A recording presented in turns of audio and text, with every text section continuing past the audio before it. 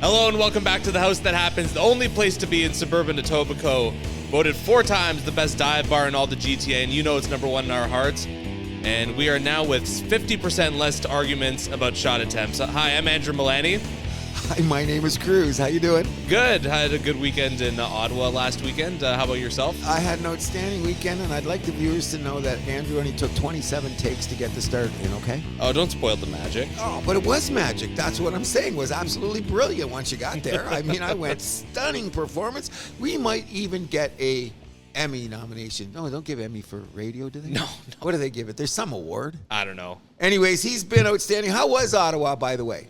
It was fun. It was fun. Yeah? Went around the city, you know. Okay, I haven't been to Ottawa in about 30 years because I heard that when you go to Ottawa and you leave, it takes a week to get the stench off your body.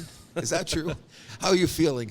I don't know, the stench is still... it's still lingering? Yeah. Okay. But we saw some of the protests. One of my buddies made a point. He's like, no one's got any signs. How am I supposed to know what they're protesting? And all of a sudden, we just hear a guy, F Trudeau. Oh, yeah. I'm like, that's how you know. Is the canal still frozen now, too? Is all that stuff still there? No, so this is the second year in a row it's basically been closed. So there's one weekend that it was really cold that they opened it. They were saying that they were going to open it on Sunday for people to like walk along, but I don't think that ended up happening because they had a lot of snow. But yeah, because the ice isn't thick enough or something, right? Yeah. When I was a kid, I used to go there. They used to race skidoos down there. I thought it was so cool. But that was back in the day. So I'm not worried about climate change because we've had a decent winter, haven't we? Don't you I think? would agree. It's been a little cold, and why did it go down to like minus 13 this morning? Can you tell? Like a couple days ago, I didn't wear gloves walking my dog. Today, I'm freezing my ass off. Welcome to, it's not Il Nuno, it's the other Nuno. Whatever, his cousin. His cousin. So that's why we have problems. It's going to be with back nice this week. Just I a little hope bit cold. so. Yeah. I hope so. I'm hoping for the best because spring training has opened, has it not? Spring training, and we are just 7 days away from the first F1 race in Bahrain. Oh, yes. And we have a lot going on there, do we not? Yes, of course. I mean, Red Bull, they still look like they're the best after testing, at least this first round of testing. Ferrari, though, looks like they could be the top contender. They had a bit of a weak start last year. If they can kind of, because like they're known for having strong starts. If they can have a strong start and then kind of bring the upgrades and whatever, like what Fred Vasseur kind of brought in, they could have a strong season. I don't know if they'll win, but I like the, you know what? And I've had a few people tell me, like, Cruz, when did you become a Formula One guy? That's not what it's all about. When you discover something that's really interesting, and we love the highest level of competition in the world, the more I look at F1, I'm saying the dynamics, literally, in building the car. What do they call it? Your steering system, your fuselage, your back end, your wings, and there's 22 races, you say, and every track is different. Mm-hmm. So your car might be better on this one than the other one. I'm absolutely fascinated by the fact that how they've got to build the cars for a whole season, understanding the different tracks they're going to have to race on. You know what I'm saying? It just blows my mind. And what's that one where they can't even pass on? Monaco, like that. They've been racing on that since what, 1904? I don't know, something ridiculous. A long time ago, yeah. A long time ago. So like, that's probably like the 30s or 40s. Yeah, whatever the case may be. But that's what fascinates me because the evolution of the cars has changed 1,000-fold. Sure. But you still got to race on that track. That's what's so cool about it. You know what I mean? Oh, yeah. And I did watch some expert stuff on this stuff, and I think it's great because I always say at the beginning of prognostications, which we'll do during baseball, we can say, I think this is going to happen, but you should review it after about a month because you really should see what's going on. You know what I mean? Like, I've just bought a baseball book to read what's going on there, and then I watch MLB Network, and I'm going, well, something's not connecting here because this guy's saying this and this guy's saying that. Well, you ask 50 people, you're going to get 50 wildly different opinions. So that's my point. Like, the guy that did the F1 preview, he was very cool in this way. He said, I think these are the bottom feeders. I think Red Bull's at the top. But he goes, these 4 teams, Ferrari, Mercedes, Aston Martin, McLaren. Yeah, those 4 teams, he said, they could come second to fifth or fifth to second because he says we haven't seen the cars on the track yet. Although McLaren, they're saying they're a long way back of Red Bull and even a long way back of Ferrari, so they're talking themselves down. That's the Zach Brown guy, right? Yes.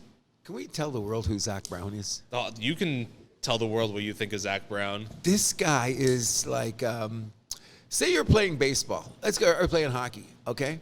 and your team is better than him's, it's his team, and we kick your ass every week we come out, this guy's going to find something wrong with the way you tape your stick, the way you park your car in the parking lot. Wow, hold on. That's F1, though. Everyone does that. Even your buddy Christian Horner was doing that when Red Bull wasn't looking so hot.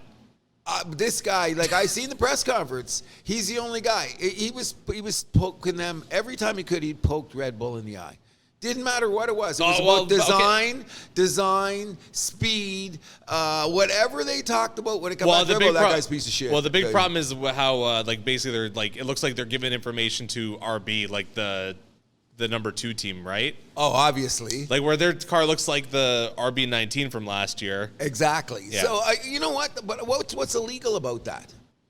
You're not allowed to share that information. It's in the rules. That's what they say. But okay, but you're my cousin.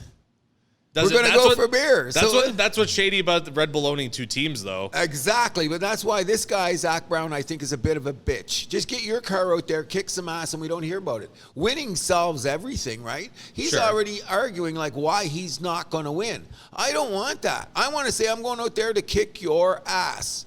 But he's already going, oh, they got this. They're doing that. This is illegal. What did Horner do with that girl? Wow. He didn't say that, but he might as well have said that. Sure. Because you know what? They got to clear it up. And you know what? We haven't addressed the elephant in the room, but we all know, and we talked about it on the last show, Mr. Horner has got some apparently serious allegations against him, yeah. Yeah, about some inappropriate actions concerning a female. Well, my take is, and I told you this off the thing, I think the guy's kind of Teflon myself, and I think it's going to slide. And it's got to a point now where he said, let's get this over with before we start the race because I don't want to talk about it. So, yeah, of course he's going to say that. What I'm saying is that everyone says you got to do your due diligence and we got to go through the proper procedures. Okay, I agree. How much time does this take? I don't know. They're going to be careful. Justice delayed is justice what? I don't know. Okay. I've never heard that phrase before. Well, I forget how they put it. But anyways, I'm looking at it this way. I like the fact that Horner is saying, let's get the cards on the table and get it over with. So it doesn't become something. What else is he going to say? Well, no, investigate me, guys. No, but I'm saying this, like his attitude is if he had some kind of, he's not appearing to be someone that looks like they're going to be guilty. I don't know about that. He's gotten chippy a couple times. So what do you think? It looks like he'd be nervous. Doesn't look nervous to me. He looks nervous to me. Does he? Yeah, he does. Okay. I didn't say. He's kind of like squirming in his chair a little bit. Only because Zach Brown keeps poking him in the eye. Well, if you got nothing to worry about, why would he be squirming? Because he's digging. That Brown guy's just digging now because he does. Obviously, there's some kind of like they don't go to beers together. Obviously not. Okay, we know that. So what I'm saying is this is gamesmanship now. I'll do anything to win. Like as long as I don't cross the line. Sure. It's like a football player finding out that your sister went to frickin' rehab last week, and you're across the line, and he starts telling you, "Hey, what rehab's your sister in? She a junkie?" You're gonna think, "What the hell?" You know what I mean? So I think that kind of stuff is going on, which has nothing to do with the product on the grid when it goes on. But we'll find out next week. We're a week away, correct? Yep. We're a week away. Should be a lot of fun. Yes, in Bahrain, and they've been there 2 weeks. And you know what? I got to go to one of those places one time because remember they show it like Dubai, Bahrain. And see how beautiful these cities are. Those are fake cities, though. Well, they're Lego cities. Okay, is what they are. I have no interest in going to the Middle East. I just want to walk around for one day. I don't think you're finding many affordable one-day packages. No, I'm not saying, but and you know what? They are made-up cities. They are Lego cities. But the shit going on there is amazing.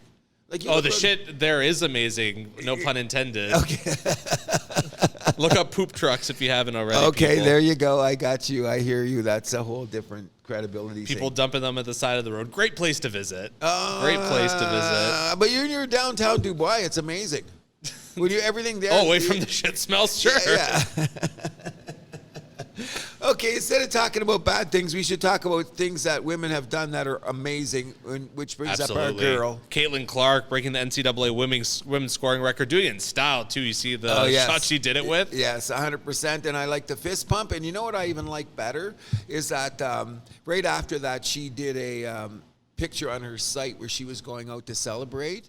And that's what I like about, if they're going to do that with the guys, do it with the girls. She looked absolutely spectacular going out for the evening. She just looked like that cool girl next door. I'm going out with my girls to party. And when she's on the court, she looks like she's going to claw your eyes out at the drop of a hat. I love that about competitors. You know what I mean? So let's look at their whole package here. And I'm just wondering, which you looked up, and I looked at the standings this year. Iowa is ranked 4th. Yes. In the country.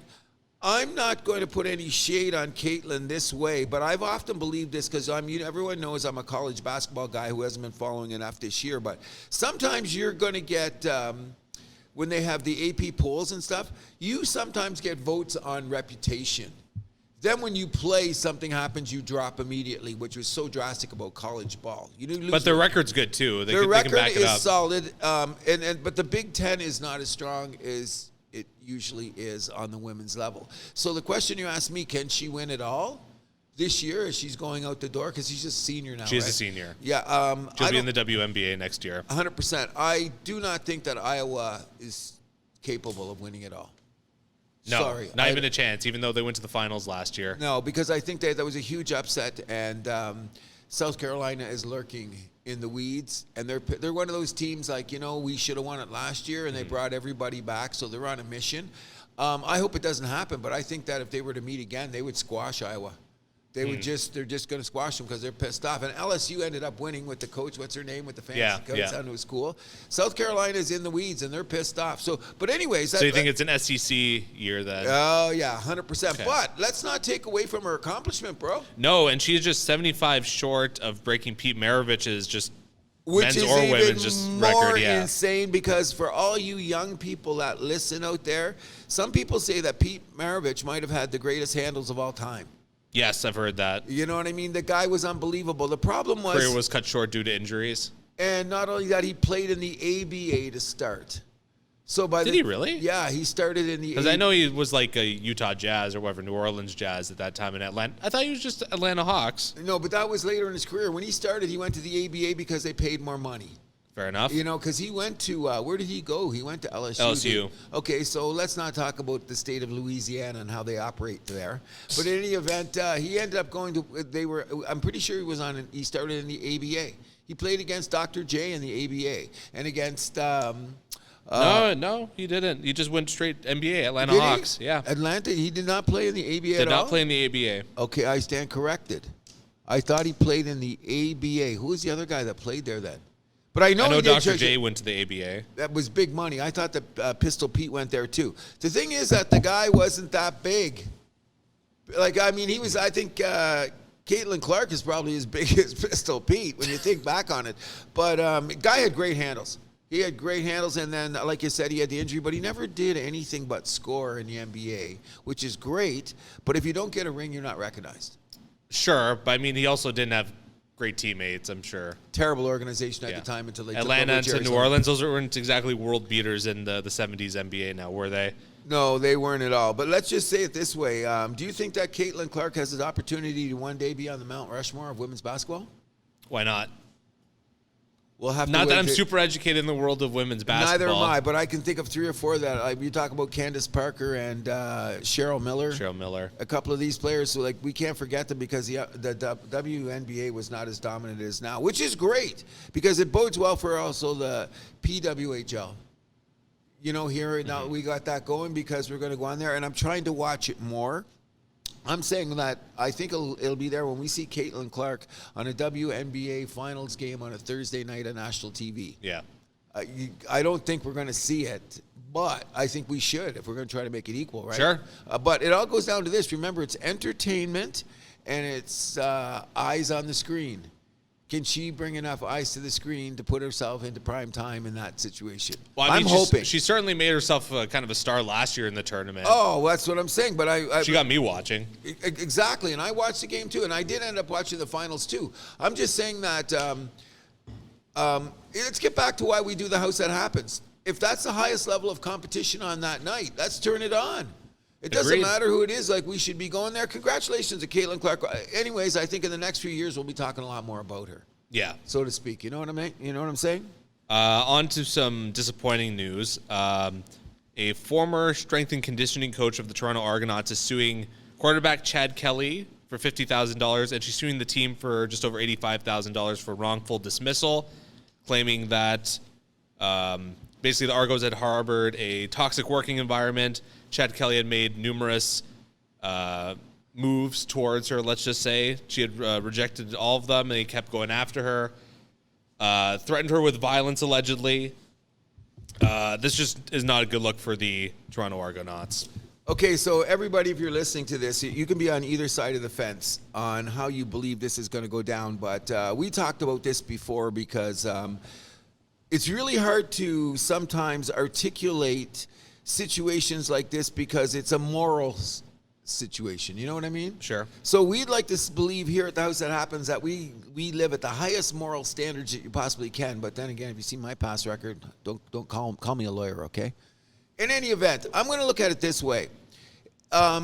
These are allegations. Remember, we do two things on the House That Happens. We say allegations and nobody sucks. The results suck. But the results may suck. Okay, that's what we're getting at. In any event, here's how I'm looking at this, okay? First of all, this woman did work for the team for 5 years. 5 years. Okay? Kelly wasn't around 5 years ago. No. Okay? So now this girl who was obviously doing a competent job for that 5 years before I got there, or she would have been fired already if she wasn't as good as she said it was. So I'm of this belief, okay? If I'm sniffing around and you want to ask me my opinion, I think that she's been wrongfully dismissed. I just smell it because now we're talking about the old boys school club. That girl stepped on our quarterback's toes, get rid of her. That's wrong on every level. Part two, do we know the reputation of Mr. Kelly? I believe we do. There's a reason he's not in the NFL. Okay, so we've got that. We've got his baggage to go with it. Oh, by the way, and where's the general manager of the Toronto Argonauts? Where is he from? Pinball? Alabama. Not pinball. Oh, assistant GM John Murphy. John, where is he from? I believe he's from Alabama.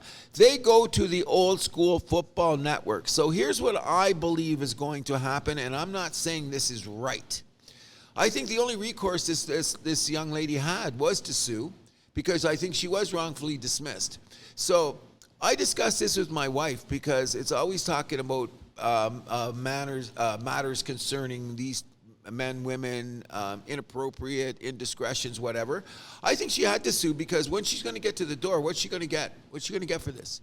Okay, so as I explained to you before, I'm thinking it's like this. Okay, say she's going to get $80,000 or $50,000 or $100,000, whatever it's going to be. Right. Okay, I think where justice will not prevail is when they're going to go through that door. Her lawyer is going to look at her and say, "Listen, you can take $50,000 right now and walk away, or you can go through that door and get $100,000 or $150,000 or get nothing." How much do you think that comes into play? Oh, sure. I mean, there's a reason why a lot of these cases like this get settled out of court, right? Exactly. So I think that her only recourse to get somebody bad is she had to sue. So I don't think in this case we may, only because it's Toronto and we're Toronto-centric, I don't think we'll ever get to the truth on the matter. Probably not. Okay, but my take is I think that Chad Kelly's a bit of a scumbag. That's how I'm going to, like if it gets settled out of court, we never hear anything. He comes across as more than a bit of a scumbag in this story. Okay, and I should be laughing. I shouldn't be laughing because this is a woman who has a career and has basically been tossed aside in the name of the old boys club. And in this day and age, as many times as I believe in how the old boys club has got to us in a lot of positive ways in society, some old boys club things have got to go. Yeah. It's just got to go. We got to stop. It can't be like that way all the time. We got to have some changes. So to tell you the truth, I hope we get to see inside the door. Like she pushes it all the way. And I doubt we get to that point, though. I doubt if it is either, because as my wife said, remember this, if she loses, she still got to pay her lawyers. Does she have the money to pay this kind of lawyer? Mm-hmm. So there's going to be a settlement. So next year, Argo fans, when you're cheering for your quarterback who's going to get you to the Grey Cup, are you going to stand beside his moral turpitude? Yeah, it's a disappointing look into... allegedly a disappointing look into the door. Allegedly. Of, you're just like, who's running the show here? Is it the GM or is it the star quarterback? I'm saying it's the brass. It's all on money. I told you that's money. As long as he's the best quarterback in the CFL, even though he did not show it in the Eastern Conference Final. No, he did not. Okay, we understand that. Everyone's going to have a bad day. But that's called the bean counters like him. That's the bottom line. Money changes everything. Now, I'm not saying that's right. No. I'm just saying that when you get to that level of, let's push that out of the way. It's gone on for generations. Pay them off, get them under the table, and let's continue on. The reason that we're bringing this out on the House That Happens is I'd like to think that we're going to try to establish that there should be standards that should go across the board for no matter what you're doing in life. Yeah. Wrong is wrong, right is right. And how many times, like we had a previous discussion where we had to talk about Team Canada. Sure. You know what I mean? And basically what's going on there, what did they try to do? They tried to use money to make it disappear. If somebody's wrong, somebody's wrong. Let's do it right, and that's where we're going to stand at the House. Absolutely. You know, we're not going to change our thing. So, Chad Kelly, now that you're down in Alabama getting sun and all, when you come back here, I hope that they tear you apart at the press conferences. We'll see if people even remember. Point well taken. You know, pinball's going to want to move things over and just talk about the fan experience maybe. You know that's coming. And you know, like I said, we've already discussed, pinball can be nowhere to be found in this situation. No. It'll only be Mr. Murphy. The Argos haven't even made a statement about this. That's why I'm saying. And what if this was the Toronto Maple Leafs? What if this was It'd be a shitstorm. Exactly. So Shanahan would have to say something. I agree, but that's what my whole point is. Like, we have, I'd like to think that we have a society that's based on some sort of moral foundation. Mm-hmm. And it seems to me every other week we're finding a case where winning is more important than morals. And that's fucked up. Very. That's what I'm saying. We're bringing our kids up on the basis of that stuff. Then basically what you're going to get at is, why are we watching sports? Yeah. You know what I mean? And I don't want to go there because I'm a sports junkie. Sure. You know what I mean? But you're starting to look at it like, I don't know. Can't you have winning and a good working environment, though? That's what it why do should those be, two yes. things have to be at odds with each other? Because some humans are not as good as other humans. And I tell people every day, we should be very thankful that there's more good people on this earth than bad people. I agree. You know what I mean? If we didn't have that, then we'd have more mayhem than you have. Good luck to this girl, because we don't even know her name. No. But if she ever happens to host That Happens, we're cheering for you. Because it just smells to me that she got dicked around by the old boys, the old boys club. Yeah. Get her out of the way, guys. Push her out the door. And you can do that because you're in a situation like, okay, we don't need you anymore. You're just a personal trainer. Bye. Get out. You're replaceable. Yeah, you know what sadly. I mean? Yep, very sad. Very sad. Good luck. We'll move this on to some baseball news. Rob Manfred, Commissioner of Baseball, announced that he will be stepping down in 2029, or as you like to put, just being there to finish the fight. But you know what? They all say that. Bud Selig, the guy before that, they all say, I'm done there, and then they come back and they take another 2 years. So I'm not going there. I don't know if Selig was as hated as Rob Manfred, though, so maybe... I'm just saying that I'm you know what, in a weird kind of way, I'm glad that he's sticking around for this reason. Something weird's going on in baseball, bro. We've 100%. discussed it going on, and there's many factors. So before we get to the main thing we want to talk about for Toronto-centric, look what's going on here. We got, okay, it's not the Boras 4 now. It's Boras 4, not the Boras 5. No. Okay, because one guy signed it, because I heard he panicked. He said, I'm taking the money, I want to get there, okay? If you don't know what we're talking about. Which is kind of understandable. Okay, I agree. I have a family to look after. I want to put food on the table. Okay, I get it. Now, what we're getting at, of course, is the famous Mr. Agent Scott Boras. And if you haven't listened to The House That Happens right now, you will know my opinion of agents. So I'm not going to bring that part of the scale in here. However, something has been very distorted here when you have a Cy Young Award winner, a former MVP, a guy that can pitch 200 innings and a winning record, and nobody's signing these guys. What is going on, buddy? What is going on? I don't know. Do you see, I don't know if he's a Boras client, but do you see the video of Joey Votto in the car wash? Yes, absolutely. This isn't spring training. Yes, okay. But you know what I'm getting at here is that I'm not going to go back to say the C word, which is collusion, but there's something really weird going on, and I think what is happening, in my opinion, is that the league is going to try to break Boras because he's had so much squeezing of balls in the last 10 years. Well, name me a sports agent that's got more power than him. Maybe Rosenthal in the NFL at times. But does he have a press conference like at the start of the offseason? No, he doesn't go that far. So yeah. I know what you're saying, but I think it's getting to a point now where the owners are going, okay, This is the time. Let's get in the ring, win or lose. I think that's what we're getting here, which is really a shame because we, the Toronto Blue Jays, could use a couple of those players. Why just sign them and bring them in? But it's not going to happen. And we're now, they started today. Yesterday was the first Grapefruit League game, right? Yeah, I believe it was. Okay, so yesterday was the first game. So now half the guys have been in camp 2 weeks before the pitchers and catchers go there, because you can go down like in Dunedin and start working out whatever you want. Mm-hmm. These guys, they got to work out on their own. And no matter what you say, working out on your own is not the same as being in the Grapefruit League. No. You know what I'm saying? So something's got to budge. So I hope in a weird way that the owners do break Boras. Because if you look at a lot of contracts that are coming up right now, they're signing guys earlier, younger. Look at the Bobby Witt contract in Kansas City. Sure. You know what I mean? They're signing him early now so they don't end up with the end of those Cabrera pool host contracts. Right. No one, history has shown those last 2 or 3 years, that's just disasters. You got it. Now, the first 5 years are great, but then you got to pay the 3 years on the end. I don't want to do that. So I think they're trying to pay them more now. And if you do see the guys that are coming off that those in-between players, what are they getting? 1 year, 2 years with a team option. Merrifield just signed with who? St. Louis? He got 1 year and a team option. This is a guy that's had top 5 hits in the major leagues last 5 years, which I did not know. Do you know that, Merrifield? I did not. I just seen this. I knew he was up there last year. Yeah, but he's had the most hits in the last 5 years. He's in the top 5 of having hits. So obviously he's doing something well. Yeah. He should be paid accordingly. He could not get a multi-year contract.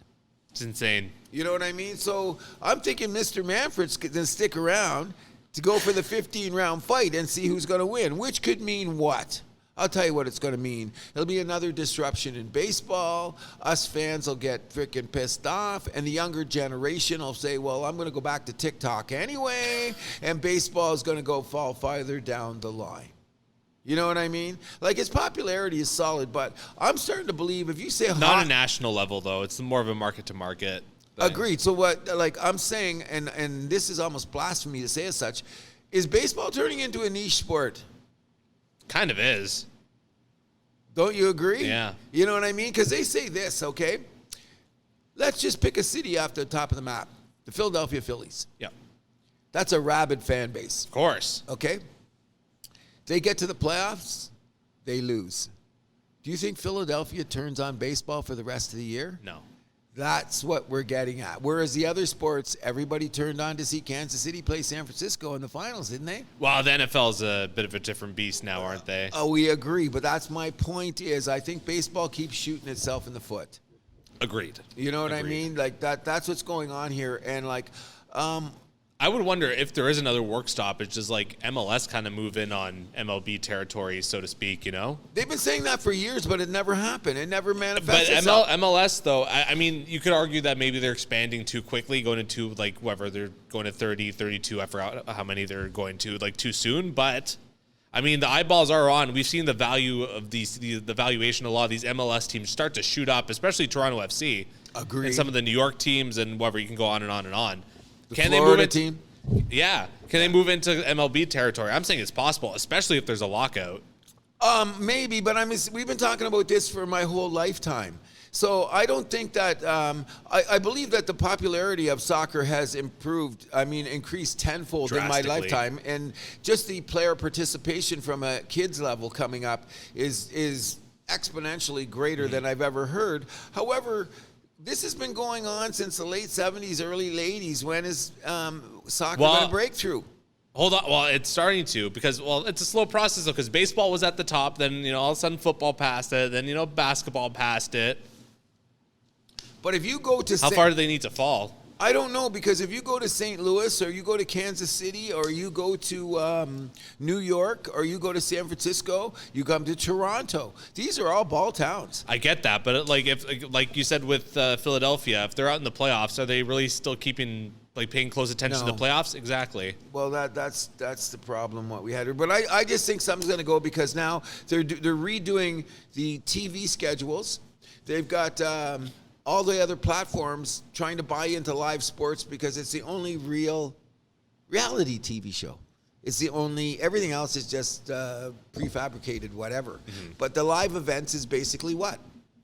sports or concerts. I mean, can't there's no season for Well, there's concerts. other live shows too. Yeah, but that's what I'm especially saying. in Toronto. But. Yeah, but I mean, you know what I'm getting at here with that being the case. So they've got new contracts coming up with ESPN. Amazon's trying to get in there, which we're going to discuss in a bit. Oh, what's yeah. going on? So everybody wants their bite of the live pie. Okay, and I agree with that.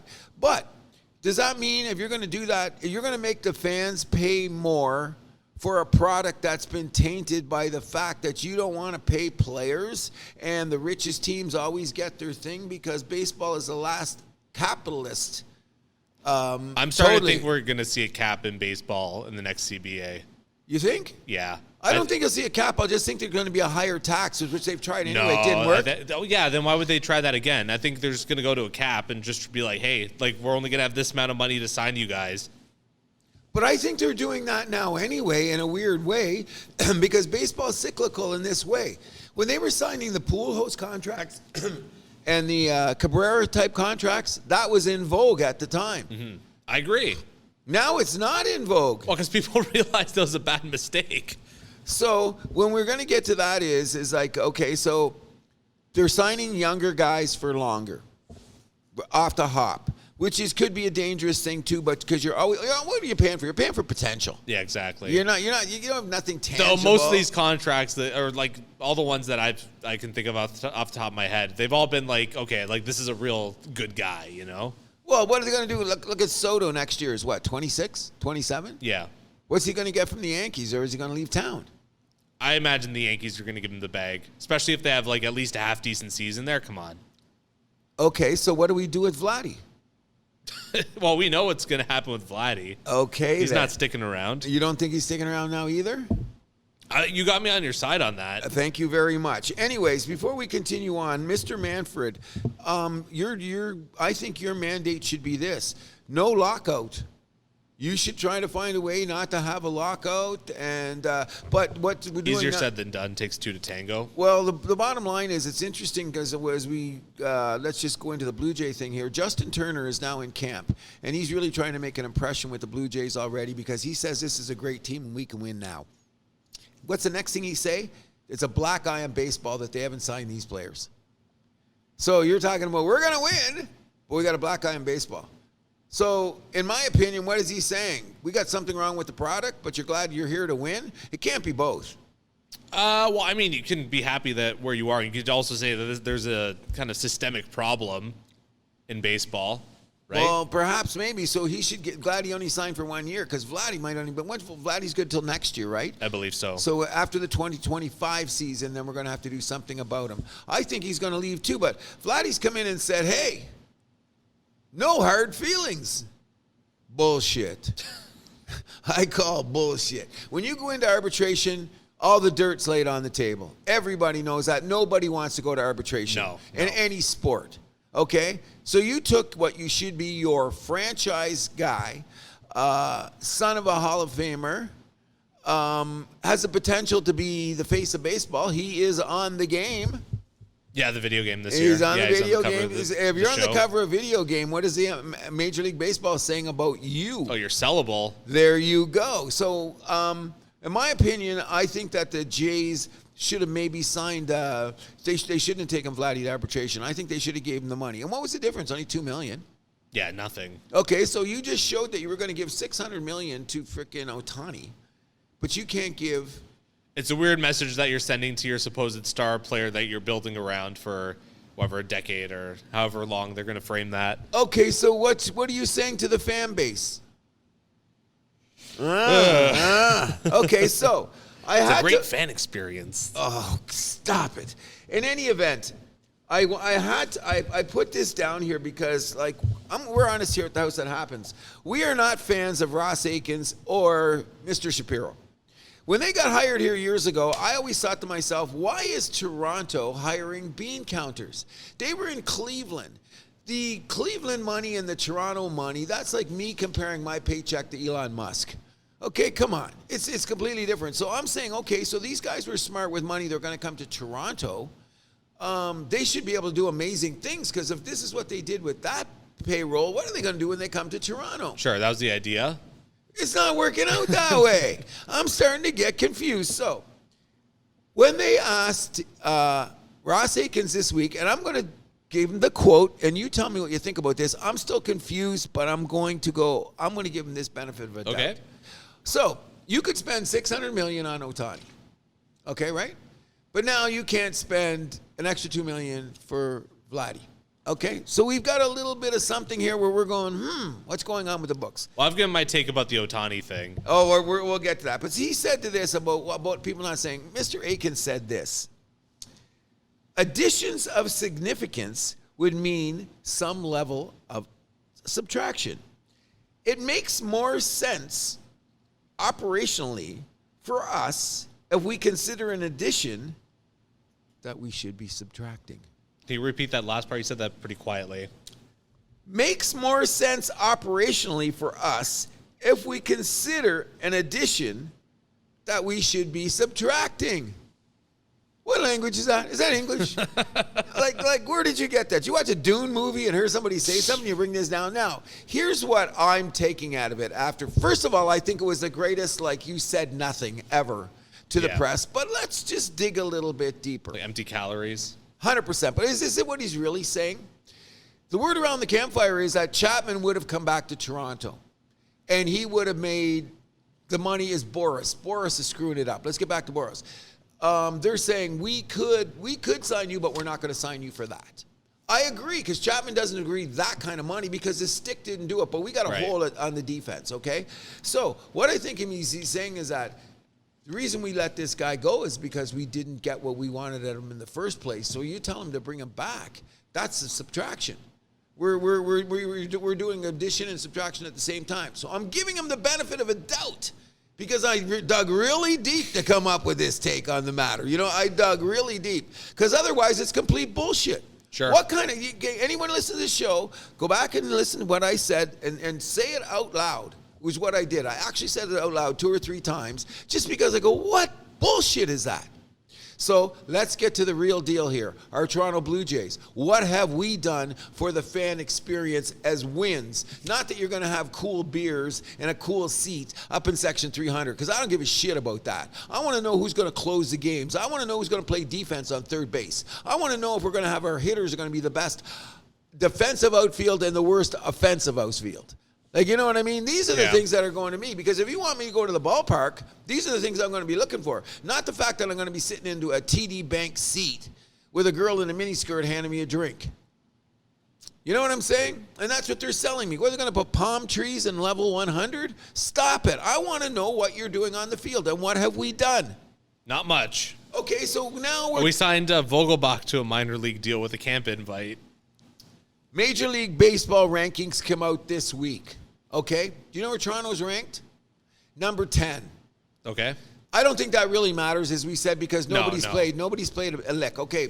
By the way, in the top 10, 3 teams are in the top 10. Oh, and guess what division they're from? AL East. AL East. We got Baltimore, Tampa, and the Yankees all rated ahead of us. So 4 AL East teams in the top 10. And the top 10 in the Major League Power rankings already. Now but we get to May 1st, and that could be completely out the window. But we've kind of raised our own suspicions about the AL East, and it's basically similar to that. Okay, we've been saying it for a while, but let's look at it from this point of view. And okay, Blue Jay fans, BOH, if you're listening, let's look at it from this way, okay?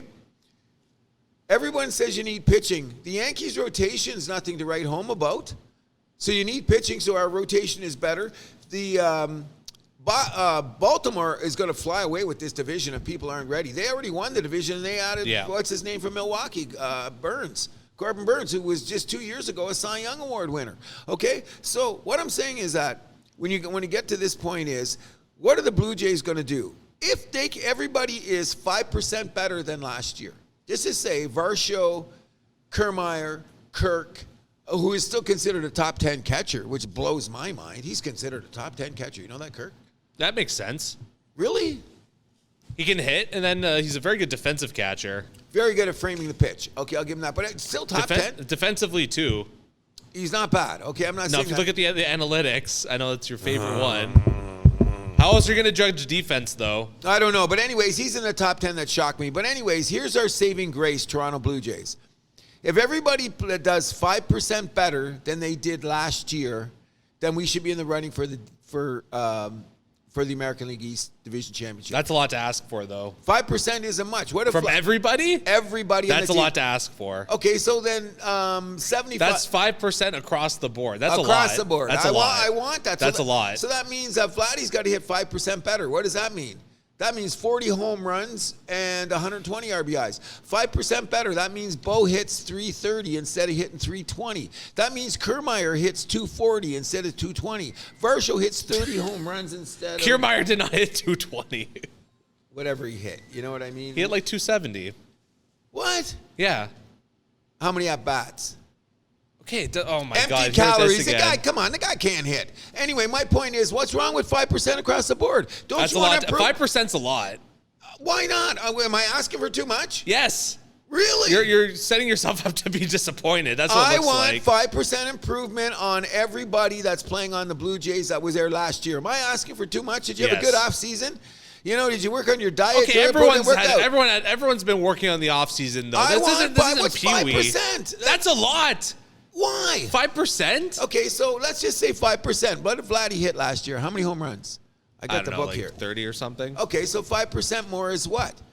That's only 5 more home runs. You don't think he can hit 5 more home runs? Okay, but you're asked this from everybody in the lineup? Everybody. And I'm going to tell you why. No. Because if we're supposed to be the defensive juggernaut that we are, part of the reason that your pitching staff looks so good is because you got defense behind them. So if you weaken your defense, guess what? You're going to weaken your pitching staff. Ask Mr. Bassett, who throws a lot of ground balls. Who's going to pick up those ground balls? Hold on. I thought you were saying that everyone's going to be 5% better. Then they better be 5% better, because then you're going to hold up our pitching staff. That's what I'm getting at. But you're saying our defense is worse. We don't have nobody at third. We got the same outfield. Then how are they going to be 5% better? That's what I'm looking for. Who's going to be the 5% better? Who's going to play third base? Who's going to play second base? I don't understand how you could say like you're looking for them to be 5% better when you don't even have any leads how they're going to get there. Then I'm defending Mr. Aikens. Why? Because, why are you defending him? Because I'm trying to make sure. I don't want to be not watching baseball in August. Watch the Tigers. I will be. I'm going to pay attention to the Tigers. They're going to be one of the most improved teams in baseball. But don't you agree with me? What's wrong with the 5? Well, am I asking too much? You think? 5%'s a lot. 3% then. Well, barter. I want 3%. If you said 1 or 2%, I'd be like, okay, maybe. That's nothing. That's nothing to me. That's realistic. I'm gonna rephrase it. I want 3% across the board. And if we don't, we don't even make the playoffs. Unless I don't think they will make the playoffs. We are predicted by everybody saying that the Blue Jays should because of our starting pitching. How are we going to make the playoffs when we're going to be 4th in our division? That's what I'm saying too. It doesn't make sense. So my point is this: everybody says it's about pitching, and we have the best. No, maybe Baltimore now. It's going to be now considered us and Baltimore. Don't forget Tampa. But Tampa doesn't have a couple of guys are gone. But we don't know what they're coming out of their farm system. Exactly. And that's what they do every year. So they could just trick us and bring some guy out we never even heard of and suddenly wins 15 games. That's the Tampa way, which is a great organization to run that way because they don't have Blue Jay, Yankee, Red Sox money. The Jays are going to take a step back. I'm worried about that. But I'm trying to tell you why I think they shouldn't take a step back. Start with 3% then. I won't say 5, I'll say 3%. So that means Kirk has got to hit 3% better. Springer's got to hit 3% better, and he's a guy that I think is not. I think he's on the downward trajectory too. Yeah, and he's beat up. He's a great guy. I'm glad he's here. But Varsho should be able to give us 3% better. Why not? We expected this from Varsho last year. We didn't get it. So if he gives why are you expecting it this year? Because I am expecting improvements. Players go up and down. Why? What? Why are you expecting improvement? Because you learned from last year what you did wrong. Maybe he was pressing too much. That's my point, though. Everyone in the league is doing this. For you to say, like, oh, my team is special, they can jump up 5%, that's a little asinine. Why? I want that. Okay. I'm not backing down. I'm saying if that's every team my point is every team wants that. That's not realistic to actually think that way. Okay, so here's what I'm the best baseball team. My guys figured it out. They're going to be 5% better. Guess what? Everyone thinks that way. It doesn't work like that. Guys go up, guys go down. That's how it works. Agreed. Okay, so I'm saying this. If the Toronto Blue Jays are going to make the playoffs, I want a 3% increase, and it's very viable. I'm going to tell you why. They're not going to make the playoffs. Varsho can hit 3% better, can he? Kiermaier can get 3% more production out of that guy. Come on. Can we get 3% more production out of Bo? Can we get 3% more out of freaking Bo? I would be surprised if he had a season like as good as last year, just because like the what he set for himself, like the high bar he set. Okay, so if he stays on the level I playing would field, bet his numbers would be slightly down this year if I had to bet. Okay, so if he has a 1% drop. Vlad, I'm with you. His numbers should be up this year. Okay. He's the one guy where I'm like, okay, yes. Okay, so now we got to move over to the pitching staff. Is everybody going to sustain the same pitching that they did before? Not everyone is. Okay, because then we're going to weaken our defense. So that's what I'm saying. I want to make sure that Aikens, who you got going to be playing on the defense, because they hit a lot of ground balls, and a lot of times your pitching is based on the guys that can catch the ball. We're not even sure who's going to be catching the ball. Now our outfield is set. Yeah, on a defensive level. Yes. We should, like, if someone says, I think the Toronto Blue Jays can have the best defensive outfield in baseball, I can agree with that. But can I ask for them to hit, 2% better than they did last year?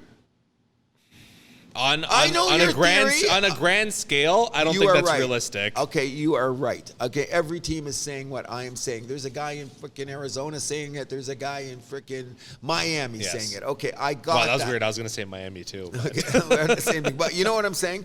My point is, that's what you should be striving for coming in. I mean, every team is doing that, but we got a team in front of us that has a realistic possibility of doing it. We seen what they did last year. They underachieved. They've been underachieving. Okay, so now just play at your level playing field. Kirk, give us your average season. Well, your usual underachieving selves? No. I'm saying no. You know. This is my point though. If those guys have their average season, they had below average seasons. So when you except for Bo. So if everybody on their at the end of their career, you're going to say this is what I did on an average basis. Every sport, every player. Okay. So what I'm saying is that the guys on the Blue Jays had below average seasons last year. So let's just get back up to your level that your average season is going to be. So that's better. I should have framed it that way. Yeah, but also consider you lost some pretty key pieces last year. Chapman, Merrifield aren't coming back. Who's going to be the guys that replace them? That's my point. If you had $600 million to spend on a guy that you are going to get back in merchandising, seat, and all that other cottage industry, I get it. But you couldn't pay Vladdy an extra $2 million, so he's going to leave town in a couple of years. That's what I'm getting at. So I'm telling Aikens and Shapiro, bring in the guys that are going to have their average season so we don't have a dip in our pitching because our defense is weaker. I'd say it's too late for that because it looks like they're going to roll with Biggio at third base, if I had to guess. So my theory is this. Leave him there for 20 games, 30 games. Let's see what happens. If he hits 250 and gives us some home runs, because he never has a consistent spot in the lineup anyway, right? No. Okay, so we put him in there. And then hitting for average has been a problem with him. Okay, but if he hits 30 home runs and hits 240. Whoa, 30 home runs. Guy's got the power to do it. But what's his career high? Oh, I don't know. 20? Did he even hit 20 in his career? I would be surprised if he got much higher than double digits as his career high, like 11, 12. So what I'm saying is if we're going to improve then, and Biggio's only what, 24? 25 maybe, 26. Okay, 25. He's a little older than the other ones, I know that. Okay, and whatever the case may be, leave the guy there. Don't keep switching around. Don't put him in left field one day, right field the next day, second base this week. Oh, it's Tuesday, you're playing third base. No.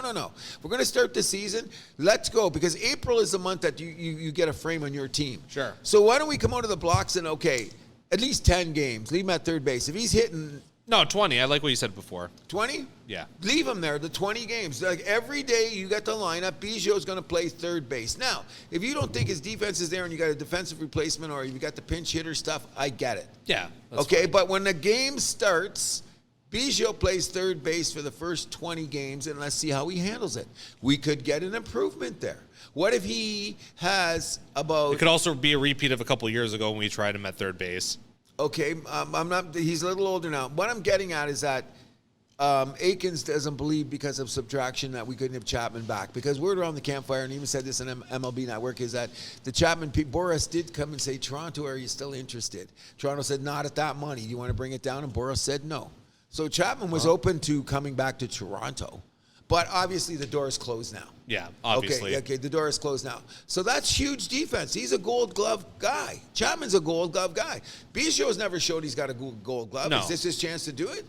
You know what I mean? Because I don't know. I think that's a little much for him, considering that he's going to go from like utility guy to Gold Glove third baseman all of a sudden. I think that's a stretch. It's happened with other guys in the past in the history of baseball. It's a stretch, though. I think those guys are like the exception rather than the rule. And to like feel like, oh well, Biggio could do it. Like, okay, fine, I can win the lottery tomorrow too. That's what we're talking about. Exactly. We don't know until we get it on the field. So I'm trying to be the eternal optimist here. Yeah. Because I hate when it's July, August, and I blow by. It's like watching the Raptors right now. Why am I watching the Raptors? Oh, let's see what they're up to today. But there's no real interest in it because we know that they're not going to make it. They're not going to do anything, so it's hard to watch the Raptors. I don't want to get to August 1st, and I'm not watching the Blue Jays. Yeah. That's what I'm getting at. So I'm going to take it back. Everyone's listening. 3%. Okay. I want a 3% across the board. High. And we don't know who's coming out of spring training because we had some prospects that are coming up. What's his name? That Tiedemann guy. Tiedemann. Did he pitch yesterday? No. Okay. So Jays, I think the game might have got rained out because it didn't show up on. I heard he pulled some muscle, and I went, no. Oh shit! Because he's not scheduled to start today. No. So I heard that he pulled something in a pitching session. Something went wrong because of the weather. It's been a weird year for weather down in Florida. So we're going to get some weird stuff with the cactus fruit games anyway. But anyways, moving this along, have you seen 3%? Have you seen the MLB Fanatics uniforms? I don't want to. You haven't seen the pictures? Yeah, I seen one. The see-through pants? Yeah, oh, come on. Do you okay, everybody, if you've been listening to this at all, let me sneeze. Hold on. I am old, and I'm very happy to be old because I got this far. But I'm going to tell you again, Mr. Milani, this marketing thing drives me nuts. Like, how much more money do you got to squeeze out of the fan base? This is all based on marketing, bro. And then you were talking about maybe the quality of the jersey's not even going to be as good as the other one. No. I mean, Fanatics, they've been around for a while now. We know what the deal is. Cheap. They don't even get the printing right on these T-shirts that they make half the time. Like, it's a joke. And now they're going to be making uniforms for MLB and the NHL next year. Buy up the Adidas NHL jerseys while you can, people. That's my advice. Oh, I agree. I don't have a problem with that. But I really wish NHL went with CCM, but yes, we should have. It's a good Canadian company too. The bottom line is on this stuff is it's all marketing, and it's going to sell, and someone's going to buy it. You know what I mean? Like, let's put it this way: those damn ugly, stupid-looking jerseys from this year's NHL All-Star Game are sold out. No, they're not. One of the you can still buy. That was like one thing from like just real sports. Fine. Okay, so that's what I'm saying. So people gonna buy this shit. Okay, but that's okay. But I think you're conflating the two here. You're going design versus like actual like quality of the product. That's the problem here. Okay, good point. And I'm going for the quality of the product. And it's a disaster. Okay, so but people are still gonna buy it. But you know what's happening though with Fanatics stuff. I don't know if you know this, they don't have a great reputation. No, they don't. No, and they haven't had a good reputation for a long time. I think this is going to fall on both leagues' faces. So what do? They run back to another company after this? After the contract's done, I don't think they go back. But the contracts are really short, aren't they? Well, how many years is this? It's 3 years? Because I think every time there's a retailer gets involved, they never give anybody, like Nike never got more than 5 years from anybody. Nobody gets more than that because they know the competition is so high, so they're going to let the next guy come in and bid. Speaking of Nike, though, I'm surprised that like they even are putting their logo on these uniforms because like they're licensed by Nike. You still get the Nike swoosh on these Fanatics MLB uniforms. It's like, why would they want their name associated with this crap? Money. But that damages your own brand. But I'm not going to argue with that. But what I'm going to get at is this, though. There's a residual effect called money when you put Nike on there. So something's going into their coffer, whatever it's going to be, regardless. And they're going to say, hey, we didn't make it. Fanatic made it. Sure, but you're paying money to put your logo on their uniforms. Doesn't that smell wrong to you? Yeah. When you phrase it that way, it's kind of like I want to be in these Nike memes. We're like, oh yeah, we're gonna put our logo on these Fanatics uniforms. I'd be standing up going, why? I hear you. Well, we're gonna have to wait and see. And you know what? The thing is you never hear any blowback from the players. The players don't give a shit. Well, for now, well, they haven't started wearing them yet, right? At the games. Okay, good luck to the new Fanatics and the new uniforms. You know, Our favorite Florida company. there you go. And like I said, the three things in sports that kill me: agents, TV contracts, and marketing uniforms. They all make me crazy, no matter how you look at it. You know what I mean? But that's the world we live in today, correct? Absolutely. You know? Moving it on to hockey, 2026, the NHL announces that they will have an all-star game as kind of a lead-in to the Olympics, and it will be held in Long Island, Why? the brand spanking new arena. Okay, so there's been a lot of talk about, because Toronto just had the All-Star game, hockey All-Star game. There's a lot of talk about the quality of the game and the purpose of having it. And everyone's saying, well, let's just get rid of it. It doesn't mean anything. I don't watch the games personally, so I'm going to be a bit of a hypocrite here. You have to celebrate the accomplishments of men who have taken their whole lives to become an all-star. That should be celebrated. So let's take it from this point of view, and it's the best one I've heard. When it's in your town, you're excited. When it's not in your town, you don't even pay attention. So that's cool to me, because your town gets to generate some commerce and some excitement about the sport at that time. So let's keep the All-Star game the way it is. However, how can you have an All-Star game in the Olympics in the same year? Because some players are going to play a hell of a lot more than other people, including your traveling and wearing a tear in the body of a player. I think. Well, I mean, let's be honest here. here. Is the All-Star game really adding that much wear and tear onto someone's body? Come on. I'm not saying that it is, but I'm saying that everyone knows this. It's travel time, and we discussed this. You're more comfortable in your own bed than you're at the Holiday Inn or Best Western, some city you don't even know how to pronounce. That's what I'm getting at. So what it does is it takes out of your normal routine. We're humans. We're like dogs. We all have our routines. So what happens? The NHL's done this twice before. I don't think 98 and 2002. They did have the All-Star game as a lead into the Olympics. So at least, I guess that way you kind of meet up in one central spot, and then like they're all going to fly from New York to Italy together. Okay, I got you there. But didn't you tell me that a couple of franchises got in trouble because some of their players played more than others, and they were a little burnt out along the way? No.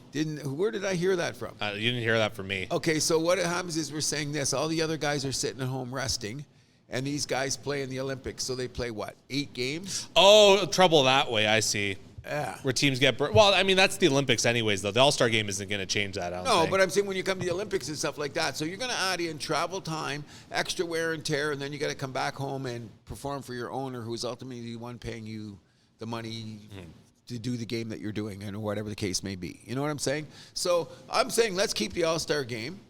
You know what I mean? If they do it all, but if it's in a year where there's any other thing going on, like what's bigger? The Olympics are the four countries. 4 nations face off? Come on. That pales. That's not even the same league as the Olympics. No. But they're canceling the All-Star game. That's because it's an NHL-run event, though. The NHL's not going to be making money off the Olympics. That's what it all comes down to. Okay. Because at the end of the day, the All-Star game, you can't say it's about it's about rewarding the All-Star. It's like, no, it's for the sponsors. Oh, and I agree. And the corporate people get together, and everyone gets to have a schmooze and blah, blah, blah. But ultimately, that's what I'm accepting about it. Because then if I'm an All-Star, I get recognized. You get to have the event. There's a party, you schmooze. I'm not saying you're killing yourself when you're playing the game. Come on. Definitely not. We just seen the NBA All-Star game last week. They scored 200 points. Come on, bro. More on that later. Okay, but yeah. So in any event, I'm thinking if there's something else going on, I can see you moving the All-Star game to the next year. But to completely abolish All-Star games, I think... no, I don't think anyone is seriously talking about that. No, it's come up. Well, everyone complains.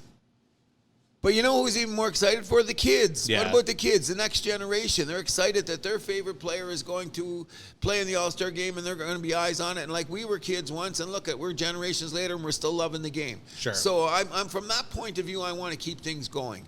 But am I worried about the quality of the game? No. I'm probably not even going to watch it. Okay, which makes me a bit of a hypocrite when you think about it, but I think it's viable, and I think it's essential, and I think it's a tradition that should continue in every sport. Whether you want to watch it or not, let's respect these guys. They spent a lifetime getting there, and then we're going to ignore it? I don't have a problem with All-Star games. Like, it's going to happen whether I like it or not, so. Speaking of All-Stars, can I lead into more hockey here? Sure, go for it. Let's discuss Andrew Milani's favorite subject, which I believe after sex is probably the Toronto Maple Leafs. I'm not really sure. It's a close one, too. Okay, that's what I'm saying. Well, we're boys. So that's just, I framed it that way because I knew you'd consider that being. What's going on with your Toronto Maple Leafs? It's been a great couple weeks for the Maple Leafs. I bet you are. I mean, all the haters, all the distractors, all of a sudden you guys are heaven. You're floating on a cloud. Oh, Matthews is looking like a Hart Trophy favorite all of a sudden. Oh, everybody, everything's wonderful. Your goaltending situation is solid. Brody's playing on the left side. Rielly's back from his suspension. We finally have a third line that can score. Bobby McMann looked like a revelation there. You guys have won 6 in a row, and you went into Vegas and gave them a bitch slap. Yeah. Bit of a scary moment at the start of the third, but... what scary moment was that again? They had 2 quick goals to start the period. Yeah, because everybody thought, we got this game. Yeah. We got this game. I was going to text you, but I didn't want to jinx it. But I'm saying this. Once you got up, if you get up in that game in the fourth period, they gave up the 2 goals, but they tightened it back up. Yeah. Because doesn't the coach just say, stick to your guy? If you get a chance to score, great. But for the rest of the game, just stick to your guy. That's all you got to do. And when they gave up those 2 goals, what did they do? They shut it down. They went right back to that. And that's how you got to play if they get the lead, because Toronto's a great front-running team. Sure. And they've got and I'm saying this, and I'll say it again. There is no team in the NHL that's got a top end as good as Toronto's. No team. You look at New York, they got a few guys. You got the Rangers. You look at Edmonton Boston. Comes close. Edmonton is about the only one that I would put up there. The problem with the difference is that those other teams' third or fourth line is usually better than Toronto's, even though I think they're more balanced attack now.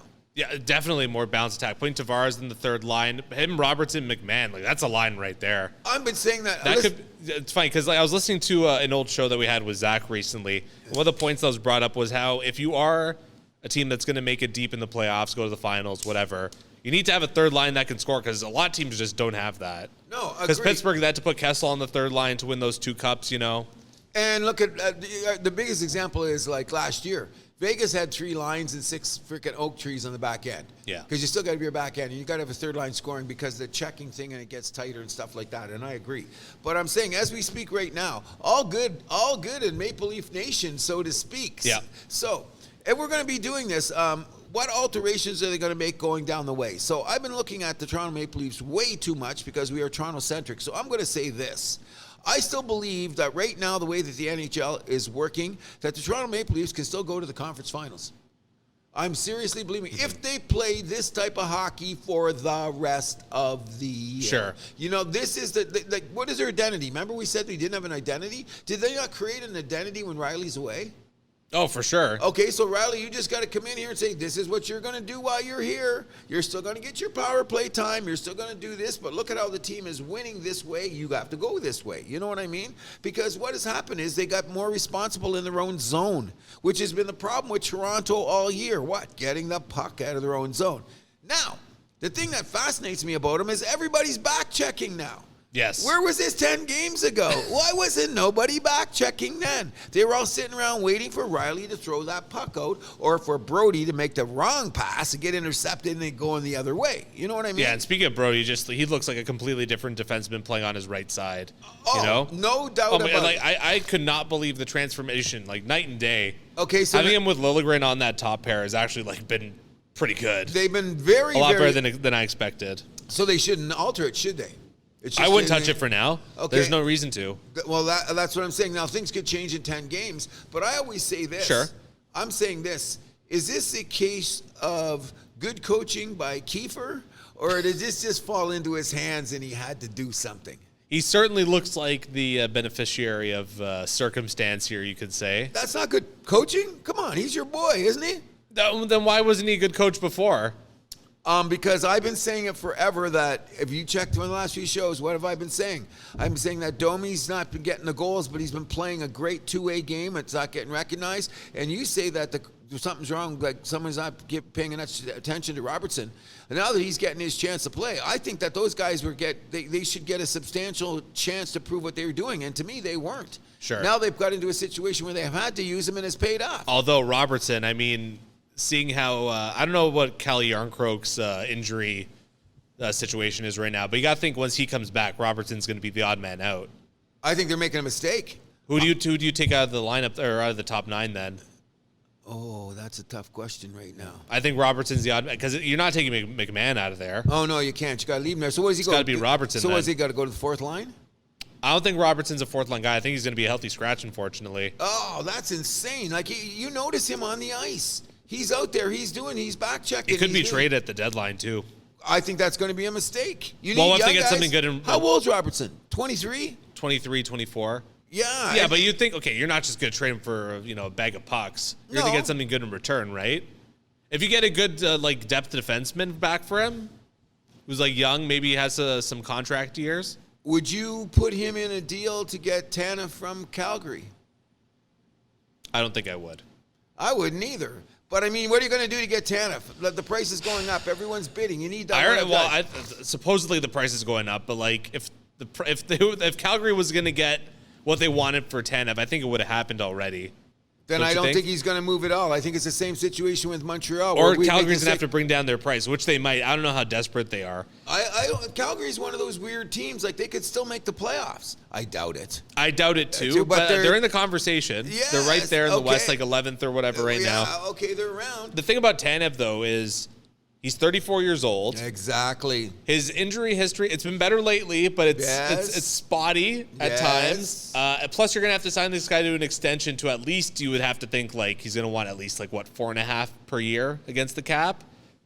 I'm not giving him that. Yeah. So he's a pure rental. He's not going to want a 1-year extension. He's going to want 2 or 3, right? So that's what's going to happen. Probably 3 is what he's going to get in the open market if I had to estimate. Okay, so here's what I'm going to say then. So let's bring this up really quickly and discuss this. It's called the trade deadline, and it's going to be the deadest trade deadline in years, in my opinion. Okay, because first of all, everybody, let's go to cap friendly, which I hear everybody's going to now. I like guys on TV. They pull on their computer, they go right to cap friendly. And it's a great site. It's an amazing site. But what it is around the league is that every team that's in contention for the Stanley Cup right now is against the cap. Every team is right up against it. You're going to have to do a Fred Astaire. It's going to have to be a money out. Money in, money out, excuse me. Or you're going to have to cut a guy, or you're going to have to put a guy on waivers. Although, I thought I was looking, a few teams do have some cap space. I want to say I think Colorado. Jersey's one. Yeah, Jersey's one. Colorado has a little bit of space, yeah. Oh, actually, they do not. No, they don't. I heard only Jersey's the only one that could take a viable shot at a guy. Hence the reason that they're looking for a goalie, because they're going to have to go that way. So here's Markstrom to New Jersey. That's the big rumor. But huge. He's going to have to waive his no trade. So I don't even know if that's a fit, right? Because from what I understand, Markstrom likes Calgary. Loves Calgary. Yeah. That's what I'm hearing. So the bottom line is, another thing is that Jersey's got to make their move now. They can make a move like that and not even make the playoffs. They've still been up and down. Jack Hughes is back in the lineup. Mind you, if they get a goalie, I think that would solve all their issues. Okay, that should be able to propel them in the playoffs. But like you said, the time's got to be now. Oh, yeah. If you wait a week, you might run out of time. That's what I'm getting at. Everyone says, okay, well, we got the time, we got the games. No, we don't, man. No. We're down to 25 games. 1/3 of the season left. That's what. So you got to make your moves now. So here's my point. And I've been hearing a lot about this because it's always a trade deadline. Let's have a big day. NBA trade deadline. Okay. I think what you should be doing at the trade deadline is adding depth pieces and nothing else. Because if you have to make wholesale changes at the trade deadline like the Leafs did last year, and it kind of screwed them up. I would kind of defend a lot of the Leafs moves last year. I think if you were to make an argument about a team that got screwed up by that, I'd say it was Boston. A bit, yes. Okay, I hear what you're saying. Because they went after Dmitry Orlov, they went after Bertuzzi, and they were in first place by a mile. Agreed. I understand. And what maybe did it get for him? A 7-game playoff exit. There you go. I mean, adding depth. I'm never gonna get mad at a team or say you made the wrong move if you added some depth. A third pair guy, a fourth line guy, exactly. Someone that's just out of the lineup. Those are smart moves in my opinion. Those are savvy moves. Agreed. But Boston's oh no, they got greedy. Yes, right? They did. I would argue a lot of Leafs moves because the McCabe one, that needed to happen. Okay, I agree. Okay. And third line center was a big hole too. Okay, I agree. I stand by. We do not beat Tampa Bay without those trades. Okay, so you're winning right now. Okay, I'm going to say that. But here's my point about the trade deadline. If you got to make such drastic changes to your team to go into the playoffs, that means you don't trust the constitution of your team as it is made up. So what good Agreed. are you doing? So you should know going in, your team should be viable going into the trade deadline. It should be like you say, maybe for a third line center or depth on the back of the blue line. It should be a wholesale changes. And that's what I'm saying. You say it worked out for the Leafs in a lot of ways. I think it backfired on them in that they lost some guys that they couldn't sign because of the cap. But look at that. The Leafs made what? 6 guys they changed. That's a third of your team, bro. So you couldn't trust your team? You got to make that much of a trade at the deadline? Well, I would argue those guys didn't give you much to trust. Okay. But, How's Pierre Engvall looking on the Islanders, right? Okay, so what did they get out of it? Something they haven't done in a billion years. Yeah. 1 playoff win. That wasn't supposed to be the deal. They're supposed to go to the conference finals or some shit, Agreed. right? So I'm saying if I'm the Toronto Maple Leafs right now, I'm not giving up my first-round draft pick. No, I'm not either. I'm not going to go for some 34-year-old guy named Tanev who wants more money than I'm willing to get him when I'm up against the cap friendly. I'm going to play the style of hockey I'm playing right now for the rest of the year, and I'm rolling the dice that say the East is so wide open, why can't we slip in there? Mm-hmm. Agreed? Sure. I mean, the whole league is wide open. Exactly. So why would you take chances with draft choices, impair your salary cap situation even more? For what? You're not guaranteed, so go with what you know. Like, you know what I mean? Come home from the dance with the girl that you went with. Yeah.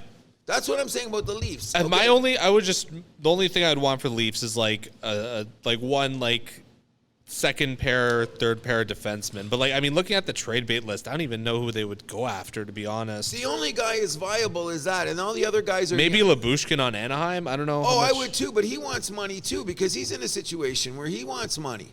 His name's coming up all the time. He's played with the Leafs before, and Yeah. in a pure rental role, maybe they do that again. I don't know. There's no easy answers, though. None. And that's what I'm saying. So it's about the time that they've come to a realization that, okay, this is the team that we built. Our front end guys are having great seasons. They can carry us this way. It's just that the defense has to continue to play this identity. You know what I mean? Protect the puck. Don't be throwing donuts around the back end. Come back on the back check. You know, Nylander looked bad on that penalty the other night. Oh, sure. You know what I mean? So you can't... Thankfully, he made up for it. 100%. But what if happens that in the third period of Game 7? That's the kind of shit you can't have happening because everything you and I are talking about the team becomes mute. If one player doesn't do that, you know what I mean? If one player doesn't, you have to stay on this level, I believe. Now, mistakes are going to be made. Turnovers are going to happen, shit like that, bad goals now and again. But you have to have a consistent flow of what you're going to do going in the playoffs, not trading for 6 guys at the deadline. I don't think that's going to work. You know, you say, okay, it did do good for the Leafs last year, but what did it get you? It got one playoff win, and the season was a disappointment because you got bitch slapped by Florida. Yeah. You know what I mean? And some of those guys that you did trade for bailed on you, like Shen. Wouldn't Shen look great on the team right now? Well, Shen got a better offer in Nashville. That's what I'm saying. So they should know this coming on in. Like, you got to. The one that bailed on us, if you were to say anyone, I'd say it was O'Reilly. Oh. Because Leafs in Nashville offered him the same deal from what I heard. Yeah, and they basically told Leafs to go fuck themselves. Exactly. So that's another chance that you're taking here. And the thing is, you got to look at it this way: is that the Leafs have all these guys under contract, and they can decide who they bring back next year, which is going to be tricky because Domi's on a 1 year, Bertuzzi's on a 1 year. Who else? I think they're going to have to pay McCabe now, or McMann, or whatever the guy is scoring now. I think he's got something because he's at a point in his career because he's been kicking around. He's no young guy. He's young, but he's not that young. You know what I mean? So the Leafs are in a situation when they got 4 or 5 guys that they're going to have to figure out have to re-sign or do something else. Now McMahon's a UFA this summer. That's what I'm saying. You know what I mean? So they got some now they got to make a run now because now when we get to September, they could be right where they were last year. What are we doing to fit the parts in? Because those 4 guys at the top are still going to make their money. Even though I think Tavares is going to give him a hometown discount, don't you? Oh, 100%. I think he's going to do the Kopitar or something like that. They're going to be good. So I'm saying for all the teams out there, at the trade deadline, if you don't have, like I said, add depth pieces. You know what I mean? Yeah. Like you were talking about, we got to do that. But the wholesale changes? Come on. What is this, the NBA? Lakers? Let's get them in the back door. Stop it. It's just ridiculous. However, when you think about the trade deadline, let's think of mistakes you could make. My beloved, and we keep tabs on the Habs, how's our 3 goalie system working? Oh, you want to jump to the Habs? I think there's a lot more to talk about. No, but I'm Leafs. just saying that, tons to talk about the Leafs. What I'm just saying is that as a situation when we're talking about the trade deadline, did we wait too long? Are we going You guys got greedy. And we're not going to get Straight up. Thank you very much. So what is it going to do for us? Nothing. We're not going to Jake Allen ranked number 12 on TSN's trade bait list, by the way. Oh, by the way, 6 weeks ago, he was like number 4. Ooh, was he? Oh, he was way up there. But now Montreal's just being, Hughes is being ridiculous. But let's talk about the Habs right now because they What happened to we're getting a first-round pick for him? We're getting a first-round pick for him. I don't even know if we're going to get a bag of pucks now. You know what I mean? Because everyone's telling Montreal FU. But let's get back to the Toronto I would too. You know, but let's get back to the Leafs right now. Before we get to our power rankings, which is going to be interesting because I want to see what your power rankings are as opposed to mine. And we both agree that the East is wide open. Okay? So what are you saying now if the Toronto Maple Leafs lose in the first round of the playoffs? Isn't that a disaster? Why are we even talking about playoffs? Okay, because we got to get there. We're talking about trade. Oh, deadline. let's worry about the regular season first. Okay, go ahead. I mean, we got to talk about, let's be real. Austin Matthews, we're burying the lead here. What's that? Austin Matthews. What about him? Hart Trophy candidate. He's got to be. Okay, so the question... Right now, I think, at the rate he's going, he's going to get a lot of first-place votes. And not only that, he's carrying the team.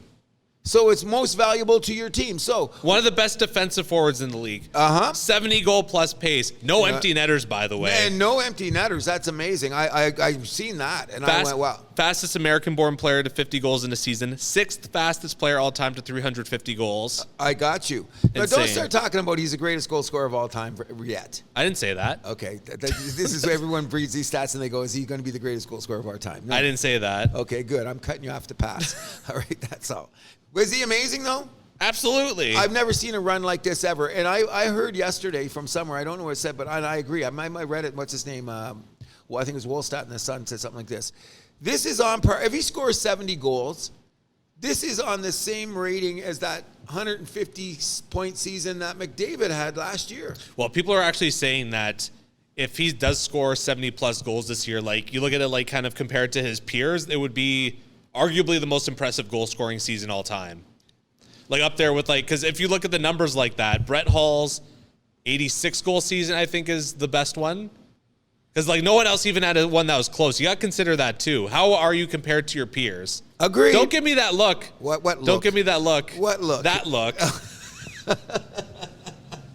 Because you know what we're going with this, eh? We're going to come to the A word.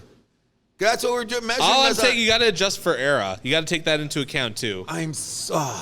That's the look I'm giving you. That's exactly look, because you know what? I'm getting tired of that. Eras changed, equipment changed, this changed, that changed. I get it. Let's talk about Gretzky's 92-goal seasons. The goalies didn't even get down on their knees to stop the puck. Just stuck a leg out and hope for the best. Whatever. You're a product of your environment. Okay? That's my point. Okay, so here today That's my point. So you're saying that Austin Matthews would have scored 100 goals in the Gretzky era? We don't know. That's all speculation. I want to talk about right now.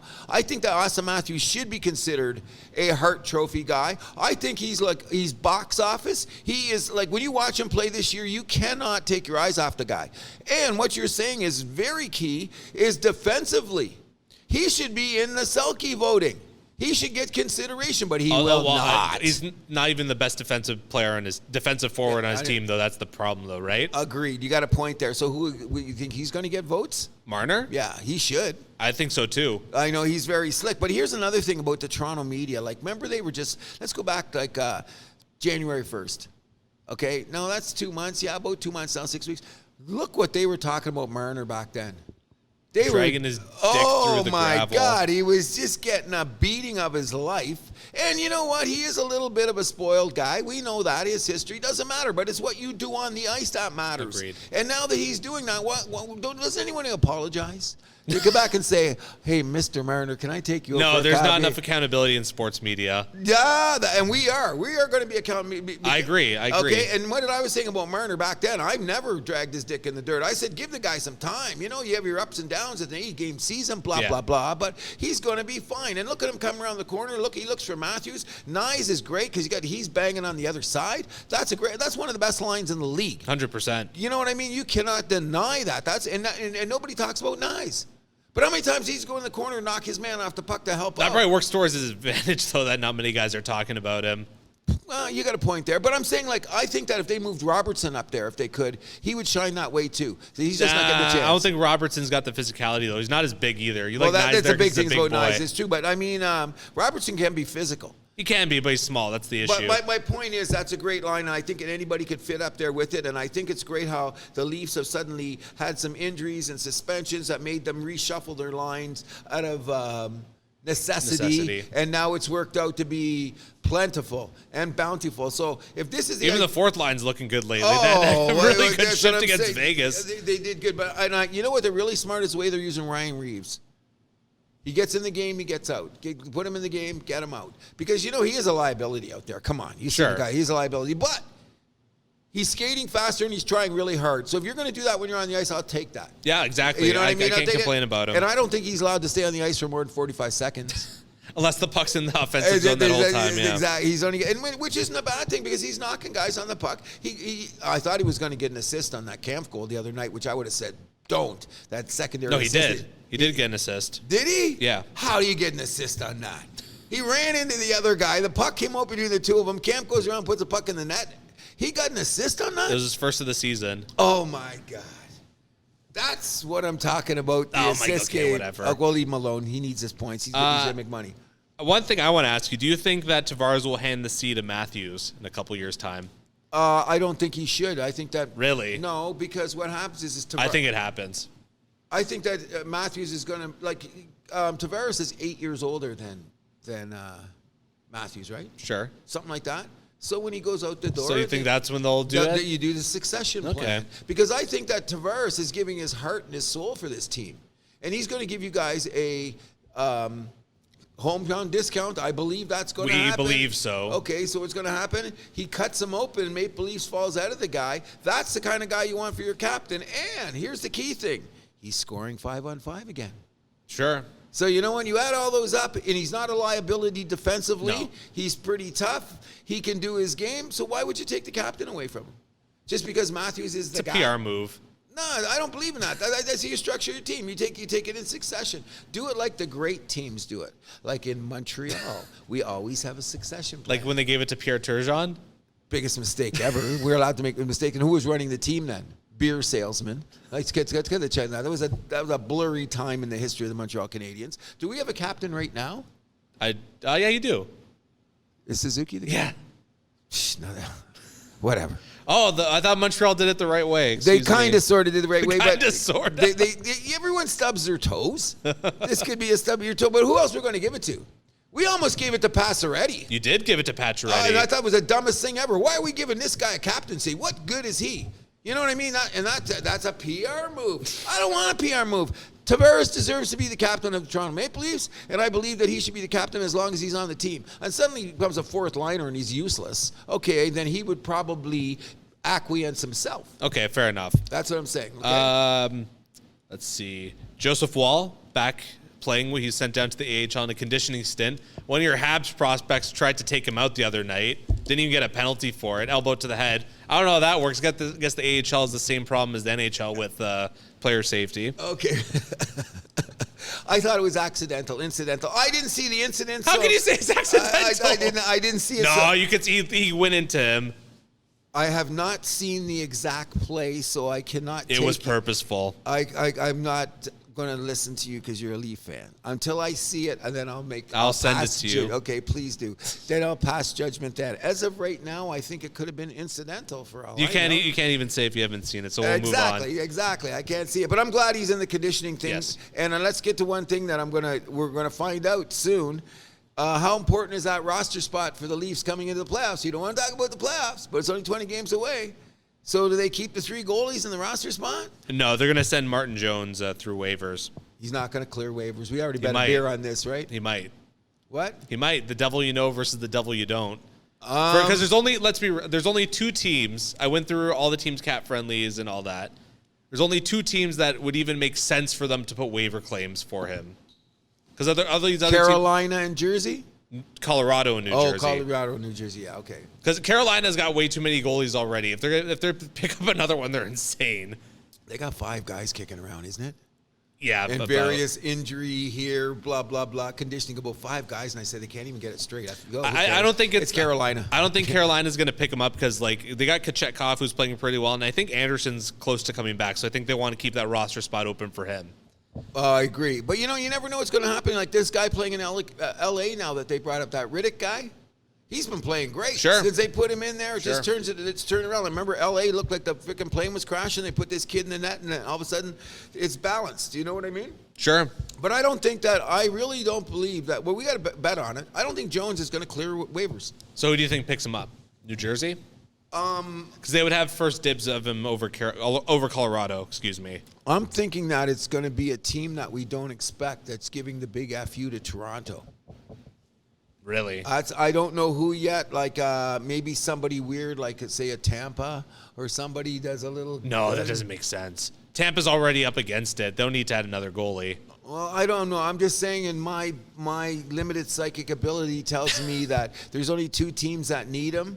But I've just been growing in the last few months because I'm watching more of American broadcasting when it comes to hockey, which is horrible, by the way. But not that I'm not a hater. We've just satisfied that on the air. I'm not a hater of the Leafs, but the Leafs are well hated. In North America, they are well hated. So I'm just saying there's a team that could do that spite bullshit. But I don't know which one it's going to be. But with every team against the cap, I don't think that makes sense. You can't just make a spiteful move to make a spiteful move in the triple hard cap world. I agree, but if it's going to go up by next year and everybody's like, what is everybody? No, but this is this year. It has nothing to do with next year. Okay, then maybe he won't. I'm saying somebody will claim him. I'm not sure who, but I'm saying someone's claiming because it's that bad. Because first of all, is that when we're talking about that, there's not enough good goalies in the league as it is. Okay? That's a problem. And it is, and there's not enough defensemen for everybody to have a good 6 defensemen in the league, right? The only team, like, New Jersey makes the most sense, considering 100%. How far they're down. Yeah. Colorado, I know they just called up their kid, so they might not be in a hurry to get another goalie. And if he pulls a Riddick like he does in L.A., then they don't have to worry about it. We don't know. But that New Jersey, they could be trading for Markstrom any day now, so I don't know. This could be a moot point by the next show. But in any event, I'm saying it's going to be kind of weird to get there. Like someone's going to do something weird and take him away because of the goalie situation. Like around the league and the defenseman. Like everybody's looking for a defenseman. Like every team. Like the depth chart. Everybody's looking. That's been the story of the league the last 10 years. Exactly. And so when next we're going to go to expansion, so we have more teams, so we have more shit defensemen playing out there. Stop it. We should have extraction. Extraction. That's what we should have, not expansion. Although the quality of the game, I don't think has ever been better, at least in my lifetime. Oh, no. No, I'm saying, no, the movement of the game is good. But when you got a bad team, you got a bad team. You see the other night against Anaheim. That was a horrible hockey game. You guys, which is what you should do to a horrible hockey team. Yeah. You just went out and just say, get out of my way. I got too excited during that game. I said Matthews is going for 5, but then they just shut it down. They're and you know don't what? want to embarrass the kids. You know what's very, if you watch a Leaf game, this is how much I've been watching your goddamn team is. When you guys, I thought you weren't a hater. I'm not a hater. I'm just saying I know this thing about him. I don't hate your goddamn team. Okay, but here's the deal. I know you think Keefe should be fired, but he does do some clever little stuff, okay? When they were up in that Anaheim game, how much time did the fourth line get in the third period? All kinds. As it should be. Exactly. So that's what I mean. At least they're getting smart enough to realize. But that's basic coaching, though. Well, the other night I seen in, who was winning? I think it was Dallas or somebody. They were up for 5-2, and all their guys were freaking out there at the end of the game just going. And I'm going, no, but why? three-goal lead's the worst in hockey. You got to keep the gas, foot on the gas. With 10 minutes left, 12 minutes left. That's plenty of time for the other. I've seen the Leafs blow a 3-goal lead with 10 minutes to go. When we talk about all this stuff about maintenance and player, we're not in, no, we got shot attempts. It's not allowed to be talked about. Okay, anyway, they're talking about all these things that the players are supposed to be better with over the years and doing that stuff and their maintenance, and we don't want to wear them out and shit. Then sit them on the bench. And risk losing the game? If you have 3 goals, you're not good enough. Worst lead in hockey. 3-goal lead is the worst lead in hockey. I keep hearing that. So what, 1 goal, you're going to keep them out there and you're going to keep it tight and everyone's going to do their thing. Okay, I get it. But I'm saying, no, man. Sit those guys down. You got the lead. No, with the 3-goal lead. No. Really? Yeah, too much on the line. Wow. Couple more things around the league. So there was a hit on the New Jersey-New York game the other night. Rempe, I think Bastian was the player they hit on New Jersey. Yep. Shoulder to the head, tossed out of the game. No supplemental discipline, though. Okay, we got to cross this bridge once and for all, okay? My theory is this, okay? I was believing for a moment that precedent was going to be set so we would have some consistency in when it comes to player safety. Obviously, in one night, my argument got blown out of the goddamn water because the guy got nothing.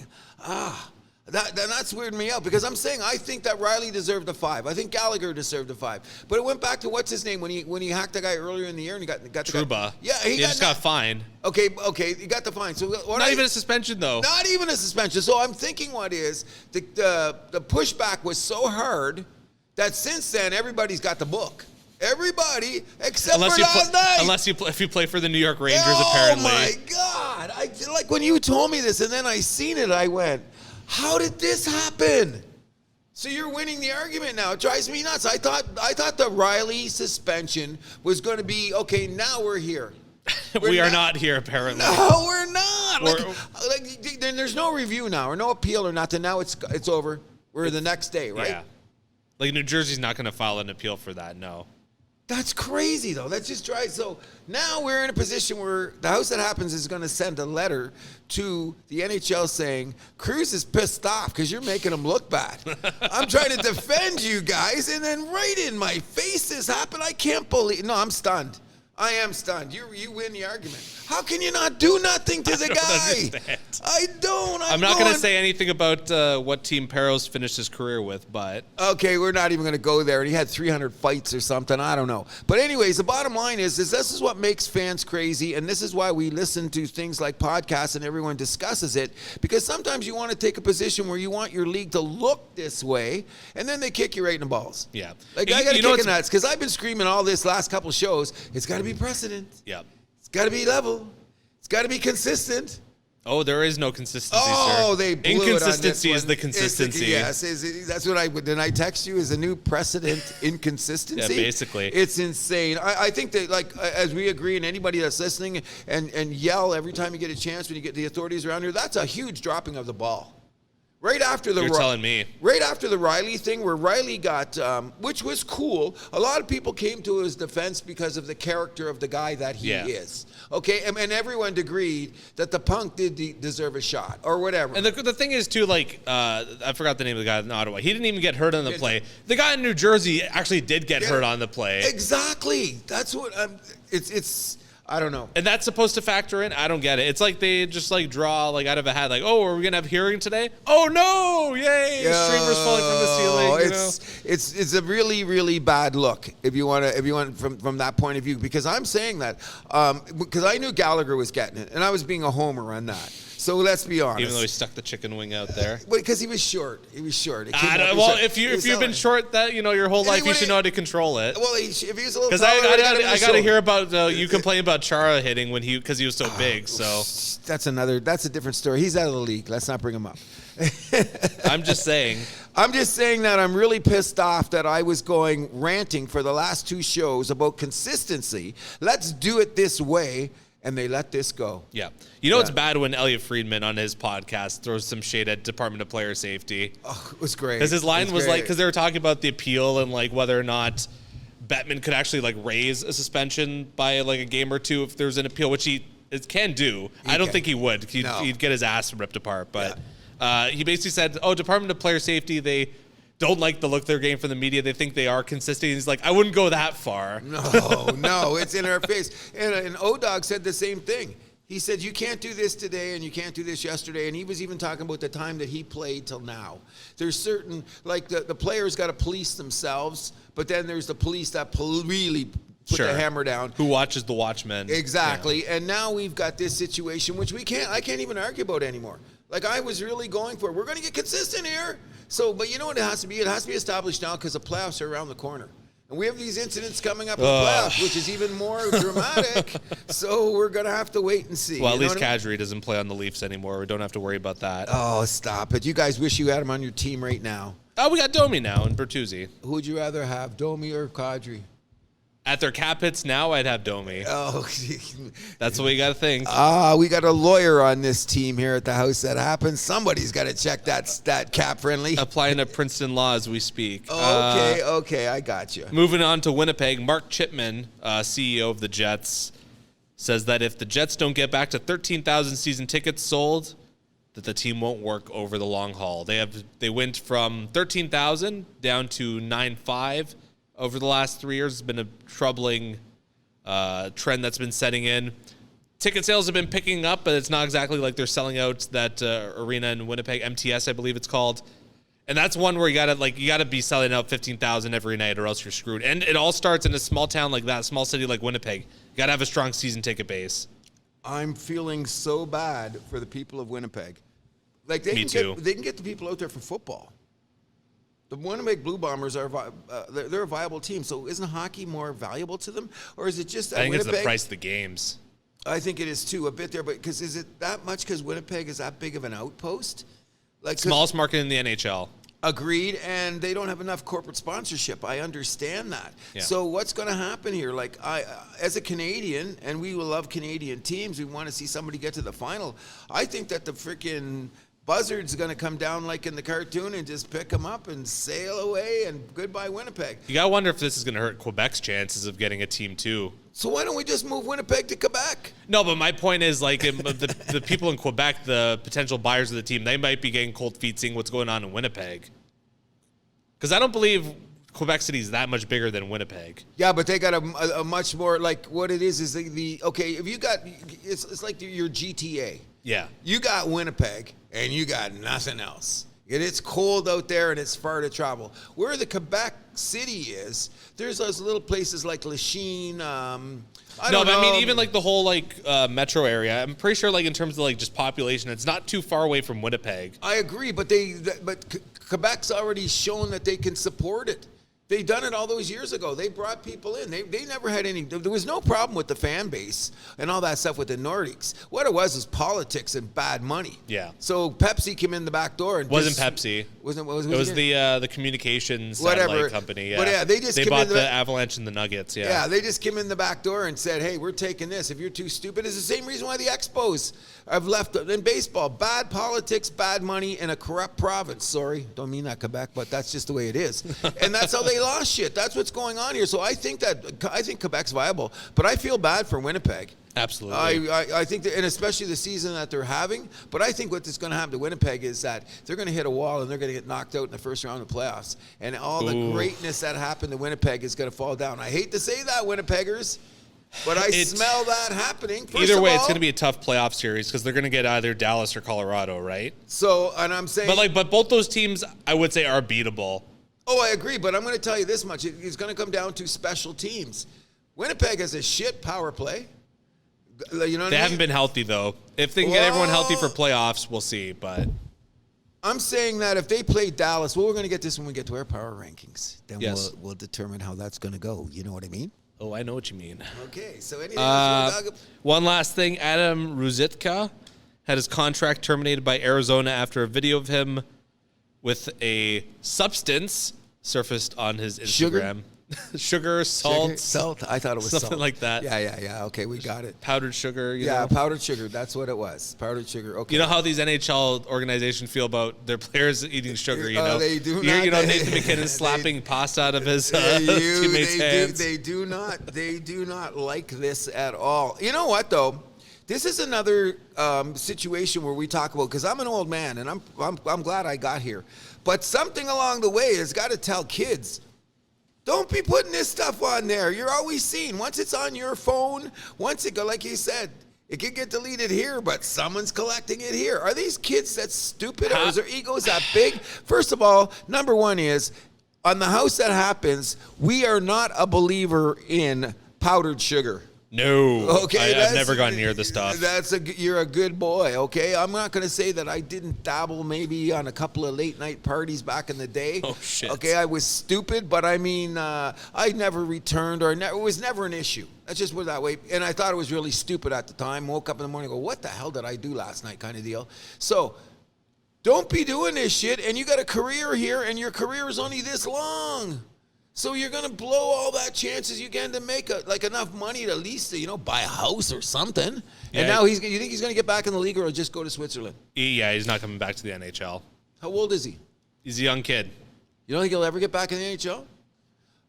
Why is it like that? It's also like he's not like some super top superstar. pro. Exactly. But he's a viable player on your third or fourth line. Yeah, but you can find other guys like that. Okay, though, but here's who what you don't have to worry about posting stupid shit like this on Instagram. Oh, come on. My question is just, how does that end up on your Instagram? Like, how fucking stupid are you? That's what I'm getting at. I think that's why I'd tell him to never come back. Just like, buddy, you're just too dumb. Like, you're bad news from my team. Bye-bye. And you know what, though? But here's what I don't understand, though. The NHL is the most hardcore league about this shit because you get in the other leagues, guys come back. Michael Ray Richardson came back. Daryl Strawberry came back. Football players come back. NHL, bomb, gone, never to be seen again. Well, I mean, Daryl Strawberry, again, this is kind of the superstar versus just your average third line, fourth liner. Back in the day, what was it? What hockey player back in the day got nailed for smoking weed back in the 80s or 90s? He never got back in the league either. And that was weed. Yeah, but he didn't post on his social media. This is a new age problem. Okay, but this guy got caught at a party. Somebody told the management. They come out, they see a little bag of weed, and he was gone. Never played in the league again. That's weed. But I do understand the structure of you're a professional athlete, and you're playing under these rules. What are you doing with powdered sugar, you idiot? Yeah, dumbass. It's the dumbass of dumbass. And we don't protect that here in the house. That happens. You got what you deserve for that. That's all I got to say. It's a sad story, though. When I hear shit like that, I go, come on, kids. Not that I'm an Einstein. No, but come on. Have some common sense. Bad decisions will get you in bad trouble. Absolutely. There you go. We'll move it on to our top 5 power rankings. This is a new segment, kind of like what we did with football. Yep. Since we're at the 2/3 mark of the season, we're just going to do this every week. Yes, we're going to for the rest of the year, seeing who's the stronger teams going into the playoffs. Okay, I'm with that. Do you want me to go first? You can go first. Okay. At number 5 on the Cruz's Chaos Power List, I'm putting the New York Rangers. Okay. Number 5. Number 4 on the Power List, I am putting the Dallas Stars. Okay. Number 3 on my power list is the Vancouver Canucks.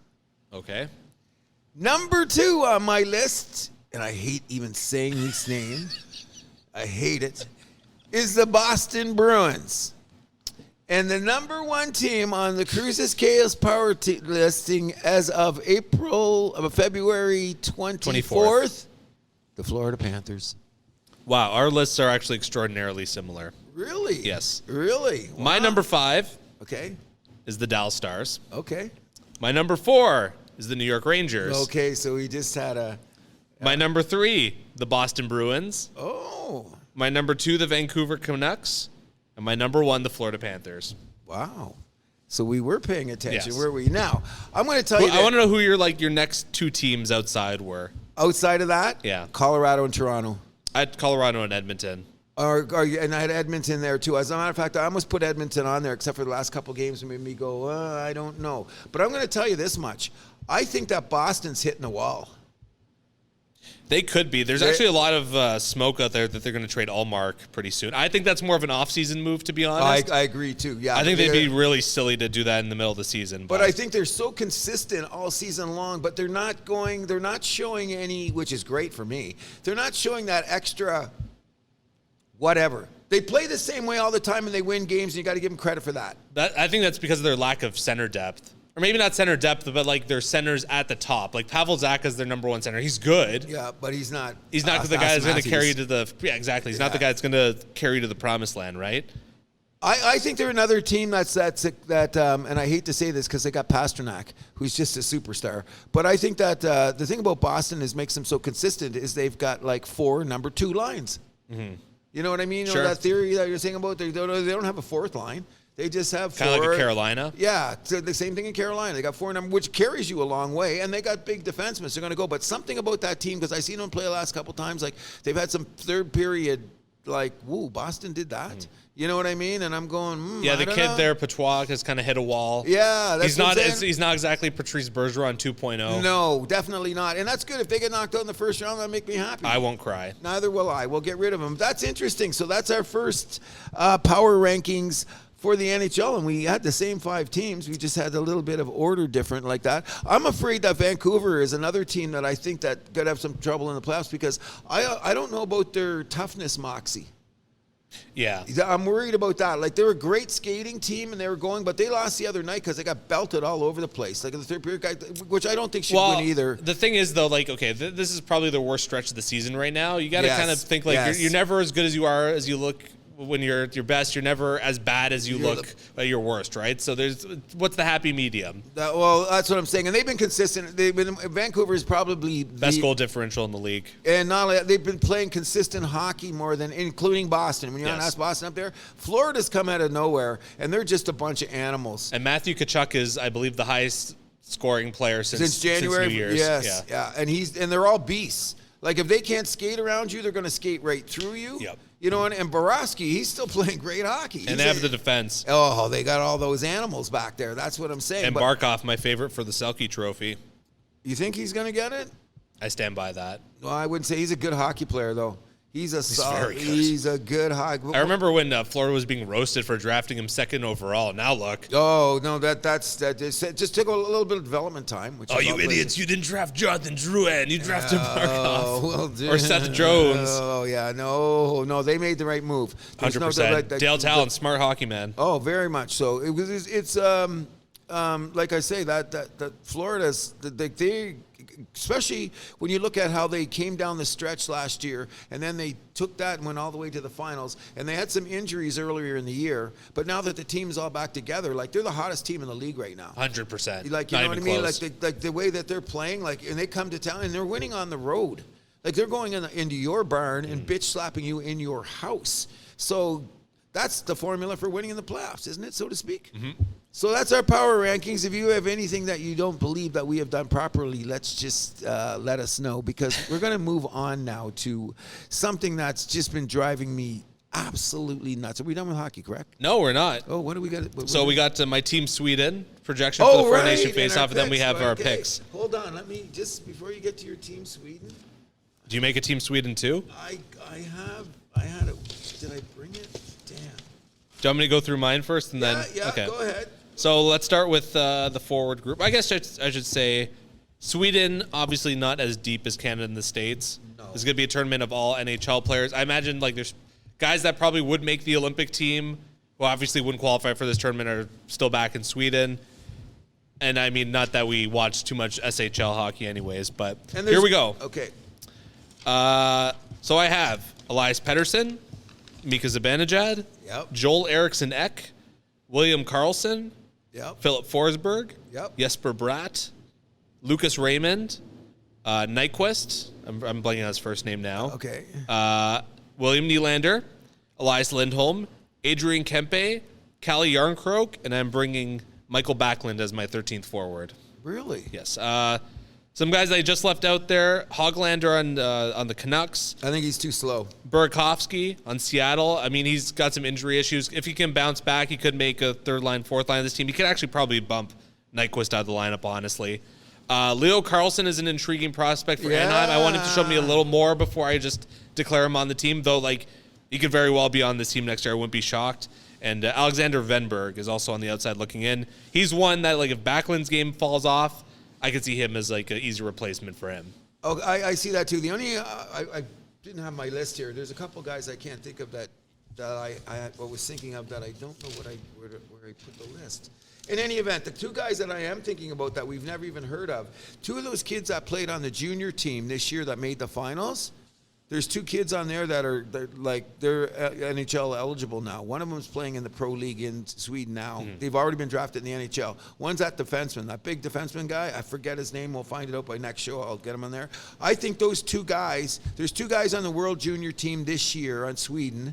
I had them on the list. They got to be in the NHL next year to be eligible for this tournament. Well, I think they're going to make the team. That's what I'm saying. I think they're those two. You know that big defenseman that played in Sweden? He had a little bit of grit to him.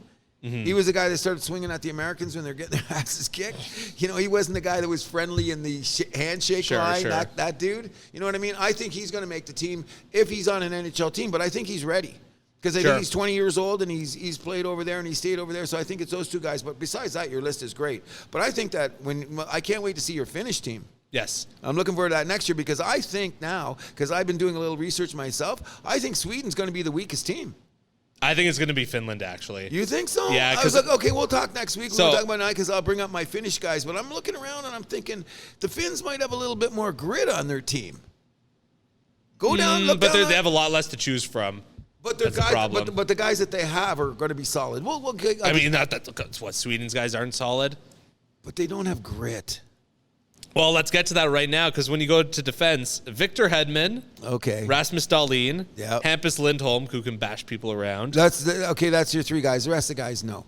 I forgot about Hedman. Matthias Ekholm, I have him on the team, so I'm going with 4 lefties, 3 righties. Okay. Erik Karlsson, Rasmus Andersson. You think Erik Karlsson's going to be on the team? I think so. Right next year? Yeah, I think so. Okay. It's going to be tough to leave him off. Well, that only because of his reputation. Yes. And the thing there. But I think that the other guys might come along, like that guy might replace him, the we'll junior see. guy. Yeah, we'll see. Yeah. I have Adam Larson as my other D. Liljegren, I had on the outside looking in, although like the way he's been playing now, he might replace Rasmus Andersson. I think so, too. Not only that, you're going to get to see him through the playoffs, and he's going to have another 4 months of playing hockey before this tournament comes around. Mm-hmm.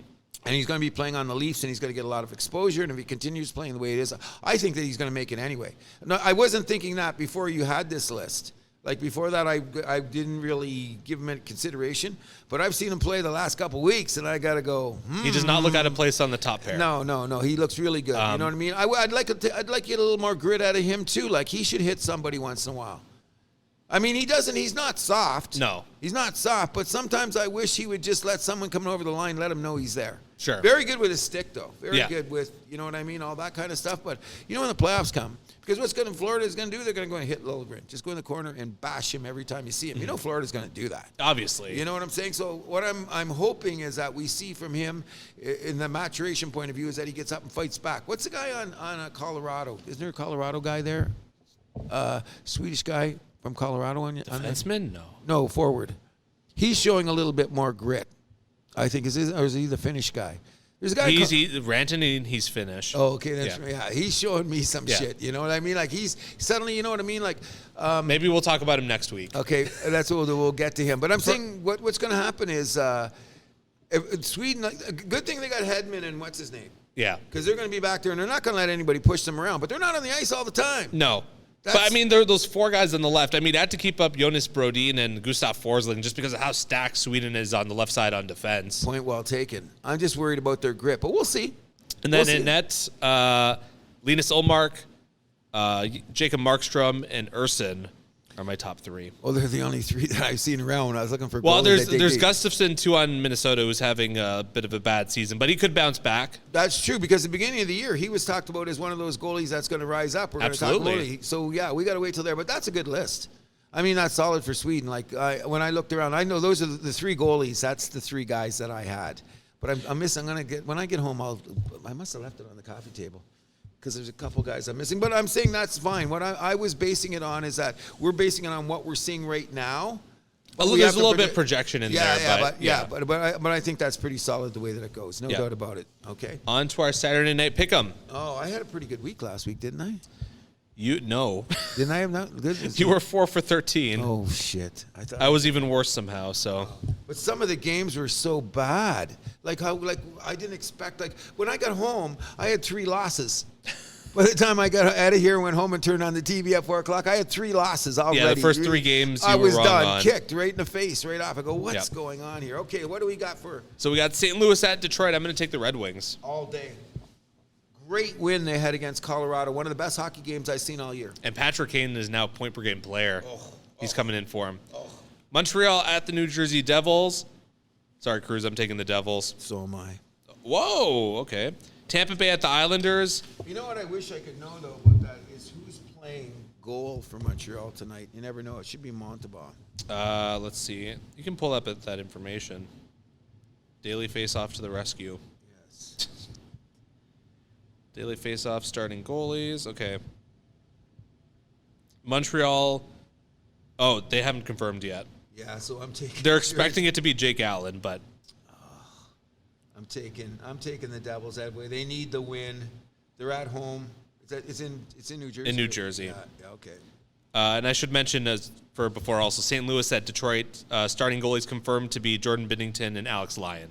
I don't think that really changes much. No. Tampa Bay at the New York Islanders. Tampa Bay starting Vasilevsky. Islanders starting Sorokin. I'm going to pick the Islanders since Tampa Bay has not looked too hot lately.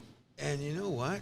Your prediction of them missing the playoffs is still in play. It is, especially It's if New still Jersey in gets a play. goalie. Yes, it's like something's happened to Tampa Bay, and then just getting that beating. What, they lost 9-something? Yeah, they got their asses handed to Oh, them. that was bad. I'm taking the Islanders too. All right, New York Rangers at the Philadelphia Flyers. Shesterkin is confirmed in net for the Rangers. Flyers haven't confirmed their starter yet, though it's expected to be Samuel Urson. I'm taking Philly. I'm taking the Rangers. Okay. Washington at Florida. Washington has not confirmed a goalie. It's expected to be Charlie Lindgren. Florida will be starting Anthony Stolars. And I expect Florida to kick the hell out of them. I expect Florida to kick the hell out of them, too. No love lost between those two teams, by the way. Absolutely not. Yeah, so they got a chance. They're gonna beat their asses. Toronto Maple Leafs at the Colorado Avalanche. No confirmed starters yet, but it's expected to be Samsonov versus Georgiev. I'm picking the Leafs. I'm taking Colorado. Even though Colorado hasn't looked that hot lately. Because they're going to be at home, and they're great at home. I think they got one of the best home records in the league. I've also seen them cough it up at home a few times. Not as much as they should. I'm just saying that Toronto's not going to keep winning. They got to lose eventually. That's why. Never bet against the streak, though. Boston at Vancouver. Both goalies unconfirmed, but it's expected to be Swayman versus Thatcher Demko. I'm going to say Vancouver pulls this one out. They're on a bit of a losing streak, but they're going to have the home fans riled up. They lost those games on the road. I think they're going to win, too, getting back at home. And I'm saying both of those teams are in a stale part right now. Mm-hmm. That's what I'm saying. So I'm going to go with Vancouver. Boston lost their last game, though, didn't they? I believe they did. It was a tight game, but I think they lost it in the third period. Vegas Golden Knights at the Ottawa Senators. It's expected to be Aiden Hill, although he's unconfirmed. And it's looking like it's going to be Anton Forsberg starting for Ottawa. I'm going to pick Vegas on the road. I'm taking Vegas on the road, too, because I don't know what's going on in Ottawa anymore. Although they're starting to win some games lately. It's kind of like the don't believe what you see in September And then they got kind of their thing in ass baseball. kicked the other night. They looked terrible. Who beat them? Arizona beat them, or Anaheim beat them in their house. What was it? Was it Anaheim? Probably. I think it was Anaheim. One of them. I don't know. Like, Probably I don't know. Anaheim, yeah, because they went to Toronto too, yeah. Yeah, so they went into Ottawa and just freaking slapped them. I went, oh boy, that looks interesting. Dallas Stars at the Carolina Hurricanes. Ottinger is confirmed for Dallas, and Peter Kochetkov is expected for the Hurricanes, although is still unconfirmed. I'm saying the Stars to steal a win. I'm picking Carolina. Okay, I'm taking the Stars. Minnesota Wild at the Seattle Kraken. Marc-Andre Fleury confirmed for the Wild. No confirmed goalie yet for Seattle, but it's expected to be Joey Decord. Is Minnesota making the run to make the playoffs? It's now or never. That's what I'm They saying. pulled out the win last night in Edmonton. I expect them to go back-to-back. Give me the Wild. I'm going to take them too. Oh, okay. I know you don't like Seattle, so that shouldn't be too surprising. Exactly. And you know what? Early in the year, I thought Minnesota was going to be a sleeper team. Like, if you go back to our beginning of the season, I Still thought could be. But I thought they were going to be a little. I thought they were going to be. I've had injury issues. I know that. Yeah. But it's not like you say. It's now or never for them. What are they? 5 points out of the playoffs right now? 2 points back. Oh, they're in 2 now. They could make the run. Okay. There's a bunch of teams around them, though, so it's a big, sticky mess. Oh, huge. Nashville Predators at the San Jose Sharks. It's expected to be UC Saros for Nashville, even though he's not confirmed, and it's going to be Capo Kakinen. Could be on the move at the deadline for San Jose. I'm going to pick Nashville. I'm taking San Jose. Ooh. San They got to win some games eventually. That's what I'm thinking. This should be the time. And Nashville's not that good. They're really not. Like, they should have been better. They might sneak into the playoffs, though. They might. But at the beginning of the year, they were talking about maybe being a top 4 team in the conference. Now look at them. No. They're not. Every time I see them, they look, who have they got? Nah, who was picking Nashville top 4 in the conference? Everyone knew it Or was top 4 in their division. Was it top 4? They were talking about being a playoff. They still spot. might be. Because the Central's not that strong. Oh, it's brutal. Either way, Anaheim at L.A. Both goalies unconfirmed, but it's expected to be John Gibson versus Cam Talbot. I'm going to pick the L.A. Kings at home. Me too. I think LA's rated the ship. I think. I'm not sure, but Ali said that's the last game, eh? No, one more. Edmonton, right? Calgary at Edmonton. Both goals yeah. unconfirmed. Expected to be Markstrom versus Stuart Skinner, though. I mean, Skinner didn't start last night, so it should be him tonight. I'm going to pick Edmonton at home. They're going to be especially pissed off. on a Saturday night. Battle of Alberta, Edmonton all day. Has Edmonton's lost, 2 of their last 3? Since yes. this streak, that they've lost 2 of their last 3 or 3 of their last 4, so they've been in a little bit of trouble. But then, they're going to kill Calgary tonight. They're going to hunt for bear. So we're on the same page for 9 of the 13 games tonight. Should be interesting. I'm going to put some money down and see. Put some money down and see where it goes. Before we leave hockey, I was very happy to hear on 2 channels, and we have made a bet about this, and I'm going to just throw it out there because we throw Habs on the Tabs on the Habs. Slavkowski's going to be a star.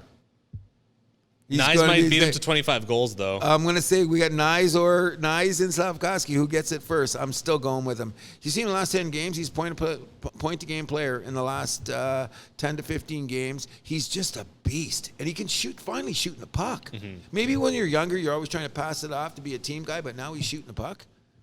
Well, I mean, maybe he's learning that some of his line mates. Okay, that's true, too.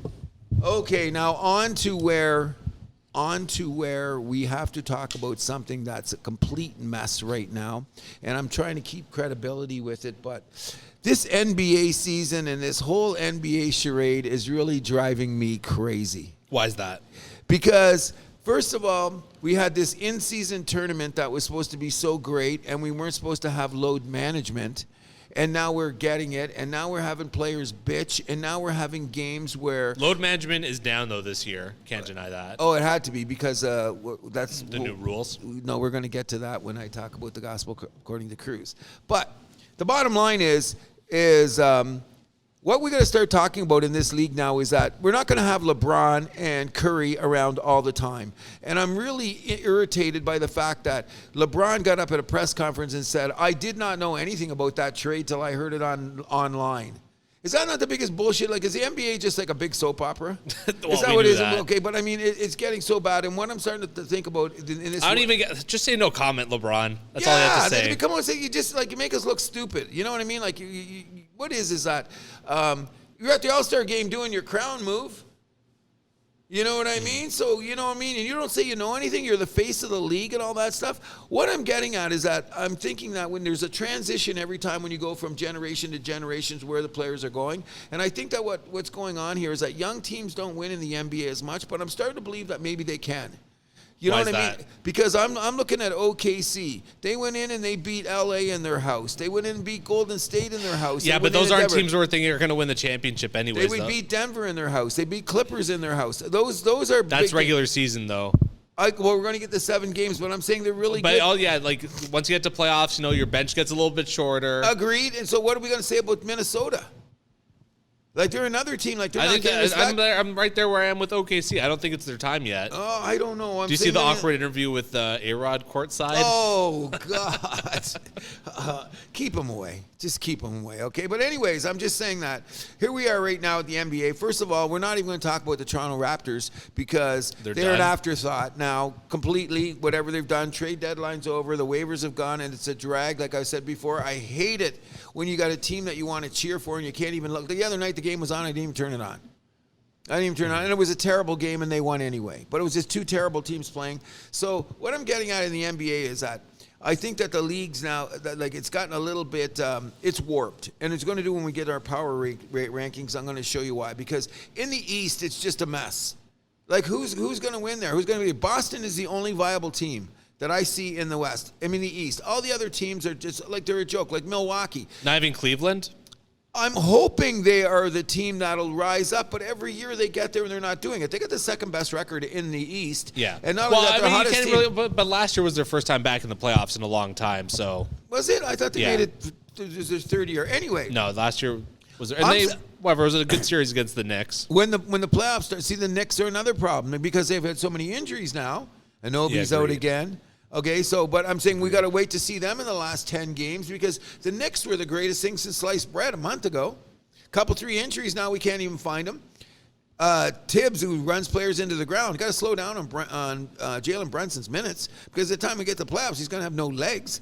You know what I mean? Because they're playing them, 40 minutes a night in heavy-duty combat? Because I still think the East is a little tougher from a physicality point of view, kind of when you look at it that way. Okay. So I'm just saying that the league's unbalanced. If Boston doesn't go to the finals, I'll be shocked. I'm going to say that right now. There's no team now that Embiid's out on Philadelphia.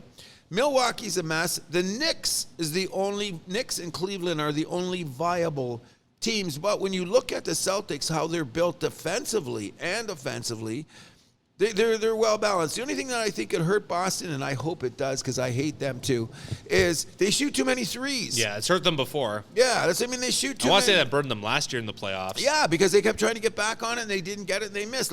And they've got the size to go inside. You know what I mean? And this is what makes the NBA driving me crazy. Do you know that the Toronto Raptors are a top 5 in the paint scoring team? Yes. Which is a recipe to make the playoffs. But just everything else they do is so shitty. Well, they can't shoot. And That's a big problem. That's what I'm saying. That's why I'm saying a thing about numbers is, and we'll get to that, but that drives me crazy because if you were just to take, say, 10 stat numbers and you pulled 3 out of the Raptors, you'd be saying, hey, this looks like a playoff team. Look at these numbers. Then you look at the rest of it and you go, oh, my God, what's going on here? You know what I mean? And I'm finding a lot of the teams are like that. Too much three-point shooting and not enough defense. What do we call that? We call that the Indiana Pacers. Mm-hmm. You know what I mean? Those guys run up 120, give up 115.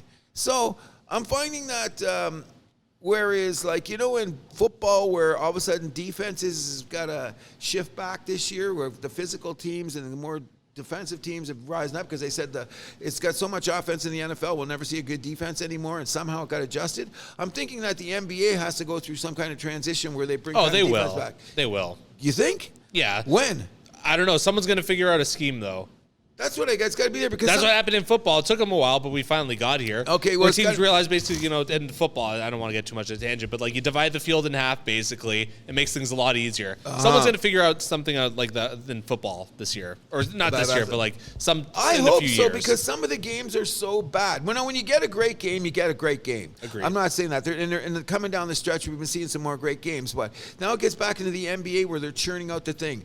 Golden State Warriors have won a few games. They're getting back on TV. Everybody's back on the bandwagon. We love Steph. Oh, Draymond come back. He saved the day and all that shit. No, I'm waiting for the new generation to come along and move the game forward because some of this stuff, I'm just tired of it. I'm tired of seeing LeBron look in the camera and lying to me. I'm tired of Steph Curry getting up to the press conference and saying the same thing he said 10 years ago he's saying today, which is very good because he's diplomatic about it. Let's open up the door so that we see bigger and better things coming, and I hope they do.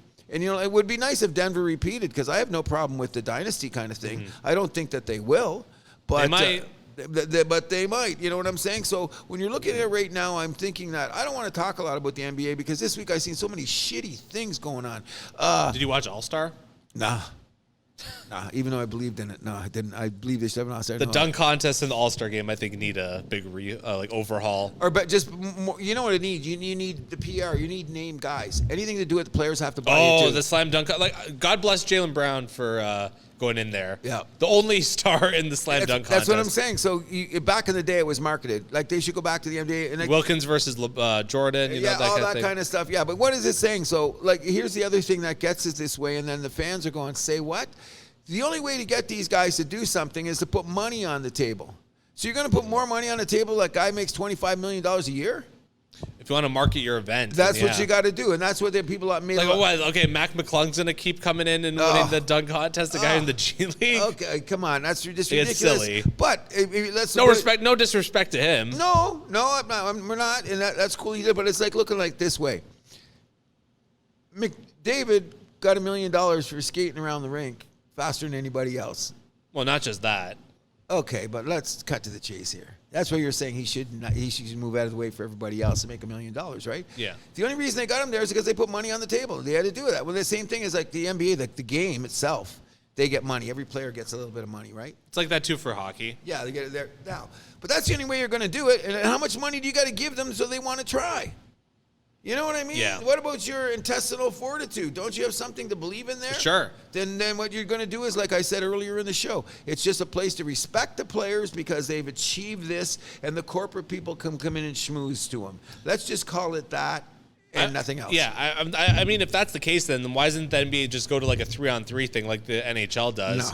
No, don't do that. Why? Please, no. That'll just then might as well go to Rutgers Park and see the kids playing out there because they do all that. But it's an all-star showcase. You want to showcase your best players. They're not going to play defense anyways. I don't know. Make it like a 3-on-3 tournament. I think that'd be cool. Well, I'm. You know what? Don't be surprised if something like that happens within the next 5 years. I would welcome it. You know what I mean? Okay, maybe I'm too old and I don't really want to get there, but 3-point contest was great though. Don't touch that. Oh no, that's always good. And that's just because it's a good shooting skill and it's a practical thing that we see that guys are doing and blah blah blah. No. Keep that in there. The Curry versus Ionescu. Oh, that was fun. Cool too. That was fun. Yeah, I watched that part. I didn't watch the actual game, but all the skills things I kind of watched. That was kind of fun. You know what I mean? Because you get to see people working on the things that make the game, so to speak, right? Yeah, I thought the skills challenge was a little bit weird at the end when like the guys are like taking turns shooting. I didn't get like how that part worked. No, I didn't either. That was kind of weird. But you know, everything needs to be fine tuned. It was entertaining. That part of it was entertaining. So I'm going to go there. I agree. So I'm not going to talk a lot about the NBA. Really, because our show's running too long, but we should come up with anything else you want to talk about the NBA? Well, I think we should also mention that Kerr became the highest paid NBA coach in history with a 2-year, $35 million extension. So that's $17.5 million per year for the next 2 years. That's insane. Absolutely insane. But hey, Golden State's one of the richest franchises in the league. And they've had so much success. And there you go. So they're going to get it. And he is the catalyst, even though I think Mark Jackson got kicked out the door. Maybe it was the right move at the time. I think it was. But that's too bad. Because the team completely transformed year to year. Yeah, but they went from a number 6 seed to like a number 1 seed from Jackson to Kerr. But if you talk to every guy, if you talk to the Klay Thomases, the Draymond Green, Thompson, those guys, they said they learned all the defense they learned from Mark Jackson. You don't think they're just being diplomatic? No, I don't know. I'm just saying they still bring him up now. They still say he was, so he must have had some long-lasting effect for them to say that. Okay? But he couldn't finish the job. No. Well, they said you need a change, like you said about your theory about, okay, that's long enough for the coach next. Yeah. Okay, you know what I mean? Okay, anything else? Because the reason I'm not going on so much is because when we get to my gospel according to Cruz, you'll understand because it'll be a little bit more NBA related. Uh-oh. So we'll just move on to our power rankings? Yes. Okay, I'll start us off. My number 5, I got the Denver Nuggets. Wow. Okay. Number 4, I have your Los Angeles Clippers. Wow. Number 3, Oklahoma City Thunder. Okay. Number 2, Minnesota Timberwolves. And number 1, the Boston Celtics. We got honest to God, the only thing we got different is I got OKC at 2. And Minnesota at 3, but I got the Clippers at 4 and the Nuggets at 5. Who are your 6 and 7? Just out of curiosity. What's that? Like who are your teams? Just I had Cleveland and Phoenix just outside. I know I had Cleveland there too, but they scare me. And I've seen the Clippers lately, and I'm going I don't know because suddenly someone comes down the track and I don't really like them a lot, and that's Dallas. Dallas is 10 games in a row. That is not where I thought. No, but I mean, they're 10 games in a row. They've won 10 in a row. Like they're coming down the track, and you know what I think of Dallas. I know what you think of Luka. Oh, that's what I'm saying. But I'm not saying. Oh, you old guys love Luka Doncic, right? Oh, come on. In any event, we could be talking about this in 2 weeks. Like if they keep going the way they are, they may find a power ranking on the house that happens if they continue to go the way that they're going. 7 wins in a row for the Dallas Mavericks. Is that what it is? And then what is it? And they've won 12 of their last whatever. They're hot. Yeah. They're coming down. And so is Cleveland. And I want to give Cleveland some love because the other thing is, you look at the differences, I love all the players on Cleveland. Like I like Donovan Mitchell, I like Garland, I like Allen, I like Mobley. I love that team. So I hope they get there. Whereas when we look at Dallas, what do we got? Kyrie, Luka, what's his name? Hardaway, bunch of bums, whatever you're going to call it. But they're making the run. And I think that Phoenix is they were. Like I had on my original list, I wrote down like 7 or 8 teams. Phoenix was in there because Durant and Beal and what's his name? Booker. But I'm saying in every team, it's like on a hockey team and everything else, and I hate the guy, that Grayson Allen. He's the reason that Phoenix going on. That guy does everything, and he's so dirty. But that's what we're going to see at the end of the year. And if you look at this, is what I was saying previously about the NBA. Okay, we picked 5 teams, right? Yep. How many from the East? Just one. That's what I'm saying. It's just a mishmash. So I think that Boston should come out of there. You know what I mean? Yep. But we'll have a little bit more on the NBA next week, and we're going to have a lot more about the baseball thing. But now we're going to come to a little section. Well, I just want to bring up one thing I forgot to mention on the top of the show. Amazon Prime. Oh, right. Paying a record $120 million for exclusive rights to an NFL playoff game for next season. I'm assuming that's going to be a wild card game. I'm thinking it's going to be a wild card, too. $120 million. The monolith keeps getting bigger. $120 million, that's insane. You know that, eh? And the other pushback is, if you don't have Amazon Prime, you're not going to get to see the game. In the States, yes. In States, Canada, we got different rules. But I know, but yeah. that's crazy now. So what they're doing is they're just squeezing everybody. They're taking that rock and they're getting blood from a stone. It's amazing that they did that. I mean, they're doing something right because I think I'm going to subscribe to Apple Plus so I can get MLB and the MLS games this summer. But Oh, really? yeah. I got a box. I should be saying that too loud. They'll be coming down to The my house. or the Canadian equivalent of the FBI is going to be coming to your door. Exactly. You know what I'm saying? But anyways, we'll move this on to my favorite segment, your favorite segment, everyone in the world's favorite segment. It's the Gospel According to Cruz. Thank you very much. Okay. I'm going to take this right down to a grassroots level in this way. Every one of us, if we have to survive, we have to go to work, right? We got to go to work every day. We got to put in our 40 hours. Sure. Okay, we have benefits. We have sick days. But we know that when we go to work and you get X amount of dollars to do this much productivity in order for whoever you're working for can keep this thing going. Whether you work for a construction company, you work for a grocery store, you work as a nurse, or you work as a policeman, or whatever the case may be. All right? You signed for the job, so this is what you have to do, right? I'm getting a little sick of what I'm hearing about these multi-million-dollar players who are making more money than a blue-collar guy like myself could ever imagine, and then I hear about the bitching that goes with it.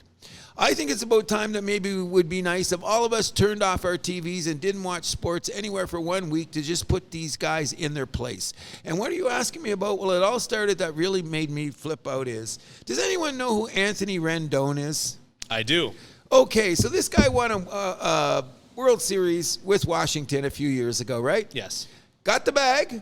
With the Angels, and it's gone wonderful for him. And by wonderful, I mean not very well at all. Okay, so this guy comes in and they ask him about the season, and he goes, baseball is not my number one priority. Whoa. What would you say if you were on the team and you heard your guy? That's like coming to work today now, and the guy says, you know what, I'm not going to work hard today, so you have to work extra hard. Like, what kind of nonsense is this? You know what I mean? Oh, gee. Son, I'll be right back. I'm on the air. Okay, right back. All right. I always do that for my son because he gets in there first. In any event, I was absolutely appalled by that statement. Like, what are you going to do when you're in the dressing room now and you're going to go to battle and you got the guy at the end of your bench saying, I have a family. Yes, I know. I got to put food on the table. This is my job. Okay, I got you're saying that, but when there's a little bit different, your job's a little bit different than a police officer or a construction worker. You're out there to win. You're playing on a team where you want to go forward. And you're going to tell me, and he's not the only one. When you hear players around the league start saying, well, you know, I have other priorities, then what you're telling me is that maybe I shouldn't watch your team if you're not going to be giving me 100%, why should I be going out to watch you? Why should I be supporting you? So that you can make your $50 million a year when you're saying, well, I don't really care about this? Which gets me... I would push back on that. Saying something, just because you're saying something's not your number one priority doesn't mean you're giving it 100%. Do you not question what someone would just... And here's the juxtaposition with that before I go there. Mike Trout's... press conference the same day, playing on the same team as Rendon, says, I don't want to leave here. I've been playing on California for the Angels so long, I want to bring a championship to this franchise. That's a startling thing. You got two guys, and they're both making mad money, going into the same dressing room every day, and they're going to have to say, where's that team going? That's why Ohtani left town, maybe. When he heard guys talking like that, you have that attitude. Well, I think it all starts from the top with the Angels. We know their ownership isn't very good. Okay, but I'm just talking about players and player attitude. That's number one. Number two is this. The NBA decided that the load management thing got out of hand. So now they have gone with the contract, which was negotiated, that you have to play 65 games a year in order for you to be in line to win awards. Or be on like all-star teams. Or be on all our teams. And it also has to do, if you get in your all-star team, that could affect your contract and the big money you're getting. Yes. So I'm going, now the guys are pushing back about 65 games. Wait a second here. And JJ Redick, go eat my shorts because, they do more cutting. They do more this. They do more that in the NBA than they did 30 years ago. I don't want to hear that because 30 years ago, if you had the 65-game rule in, 94% of all the players that were on these teams played 65 games. Suddenly, when it got to the late 90s, early 2000s, it dropped down to 88 or something, or 86%. Do you know what it is today? Within the last couple seasons, they were struggling to get 70% of these guys going in there. So if I got to go to work every day, and I do have sick days, I'll take the occasional day off. But these guys who are making more money in one game than I'm probably going to make in a whole goddamn year can suddenly tell me, can we restructure this because I don't know if I can play 65 games?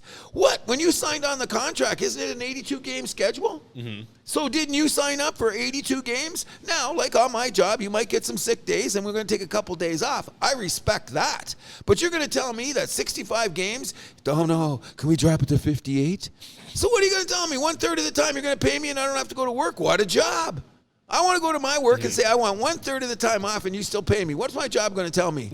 Get out the door. I'm gone before you can say it. So what I'm saying is that there's a level of greed, incompetence, and not necessarily incompetence, but self-entitlement. Yeah, definitely entitlement. That I think is in great danger of affecting the highest levels of competition with which I want to watch.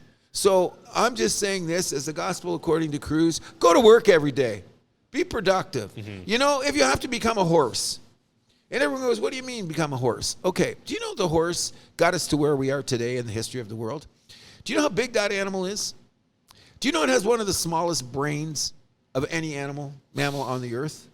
Okay, so that's a pretty small brain for a pretty big animal, right? So what do? They put blinders on them. Why? Because then the horse knows to only see what's going forward and they are productive. Mm-hmm. Should we start putting blinders maybe on some of these goddamn players and just say, go forward and be productive, please? Because then all you're whining, you're crying, you're powdered sugar, your TikTok scene, going to the club. I don't want to know about. I want to know what you're doing on the thing. And so one more time, if I hear players talking about what they're going to do, I'm going to lose my mind.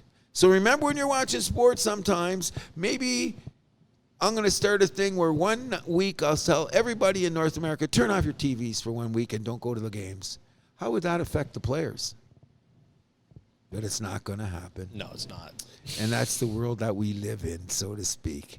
In any event, that brings us to the end of the show. But think about that when you're buying your tickets. Think about that when you're buying your jersey. Think about that when you're buying your new Apple subscription so you can see more games. Is it going to be worth it for you to put out your money when you know you're not going to get the comeback that you're dedicating yourself to watch? That's all I'm saying. Got it? Fair enough. I just wanted to make a couple shout-outs here. Humber Hawks. Volleyball provincial finals are today, men's and women, so big shout out to them. Good luck. Yes. Women going for their 3rd in a row. Men, I believe, are going for their 4th provincial title in a row. Big shout out to them. Also, basketball. They are men's and women's both playing in their quarterfinals today. The men's are playing at home against their arch rival Sheridan, so should be the opposite of exciting. That's a joke, but okay. When you're told that no bags are allowed in the gym, you know it's going to be a crazy one. Oh. Is that what they said? Yeah. Wow.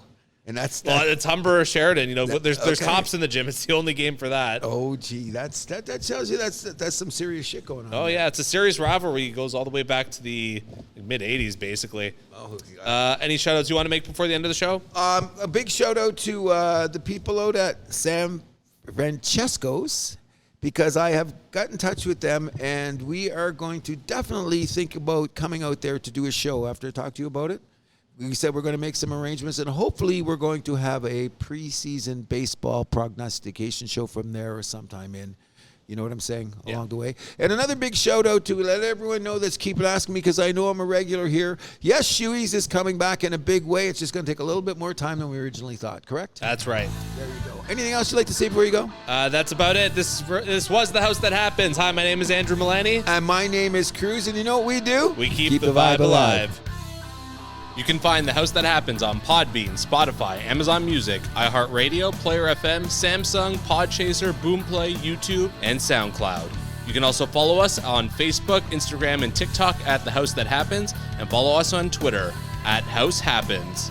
You can also shoot us an email at thehousethathappens@gmail.com.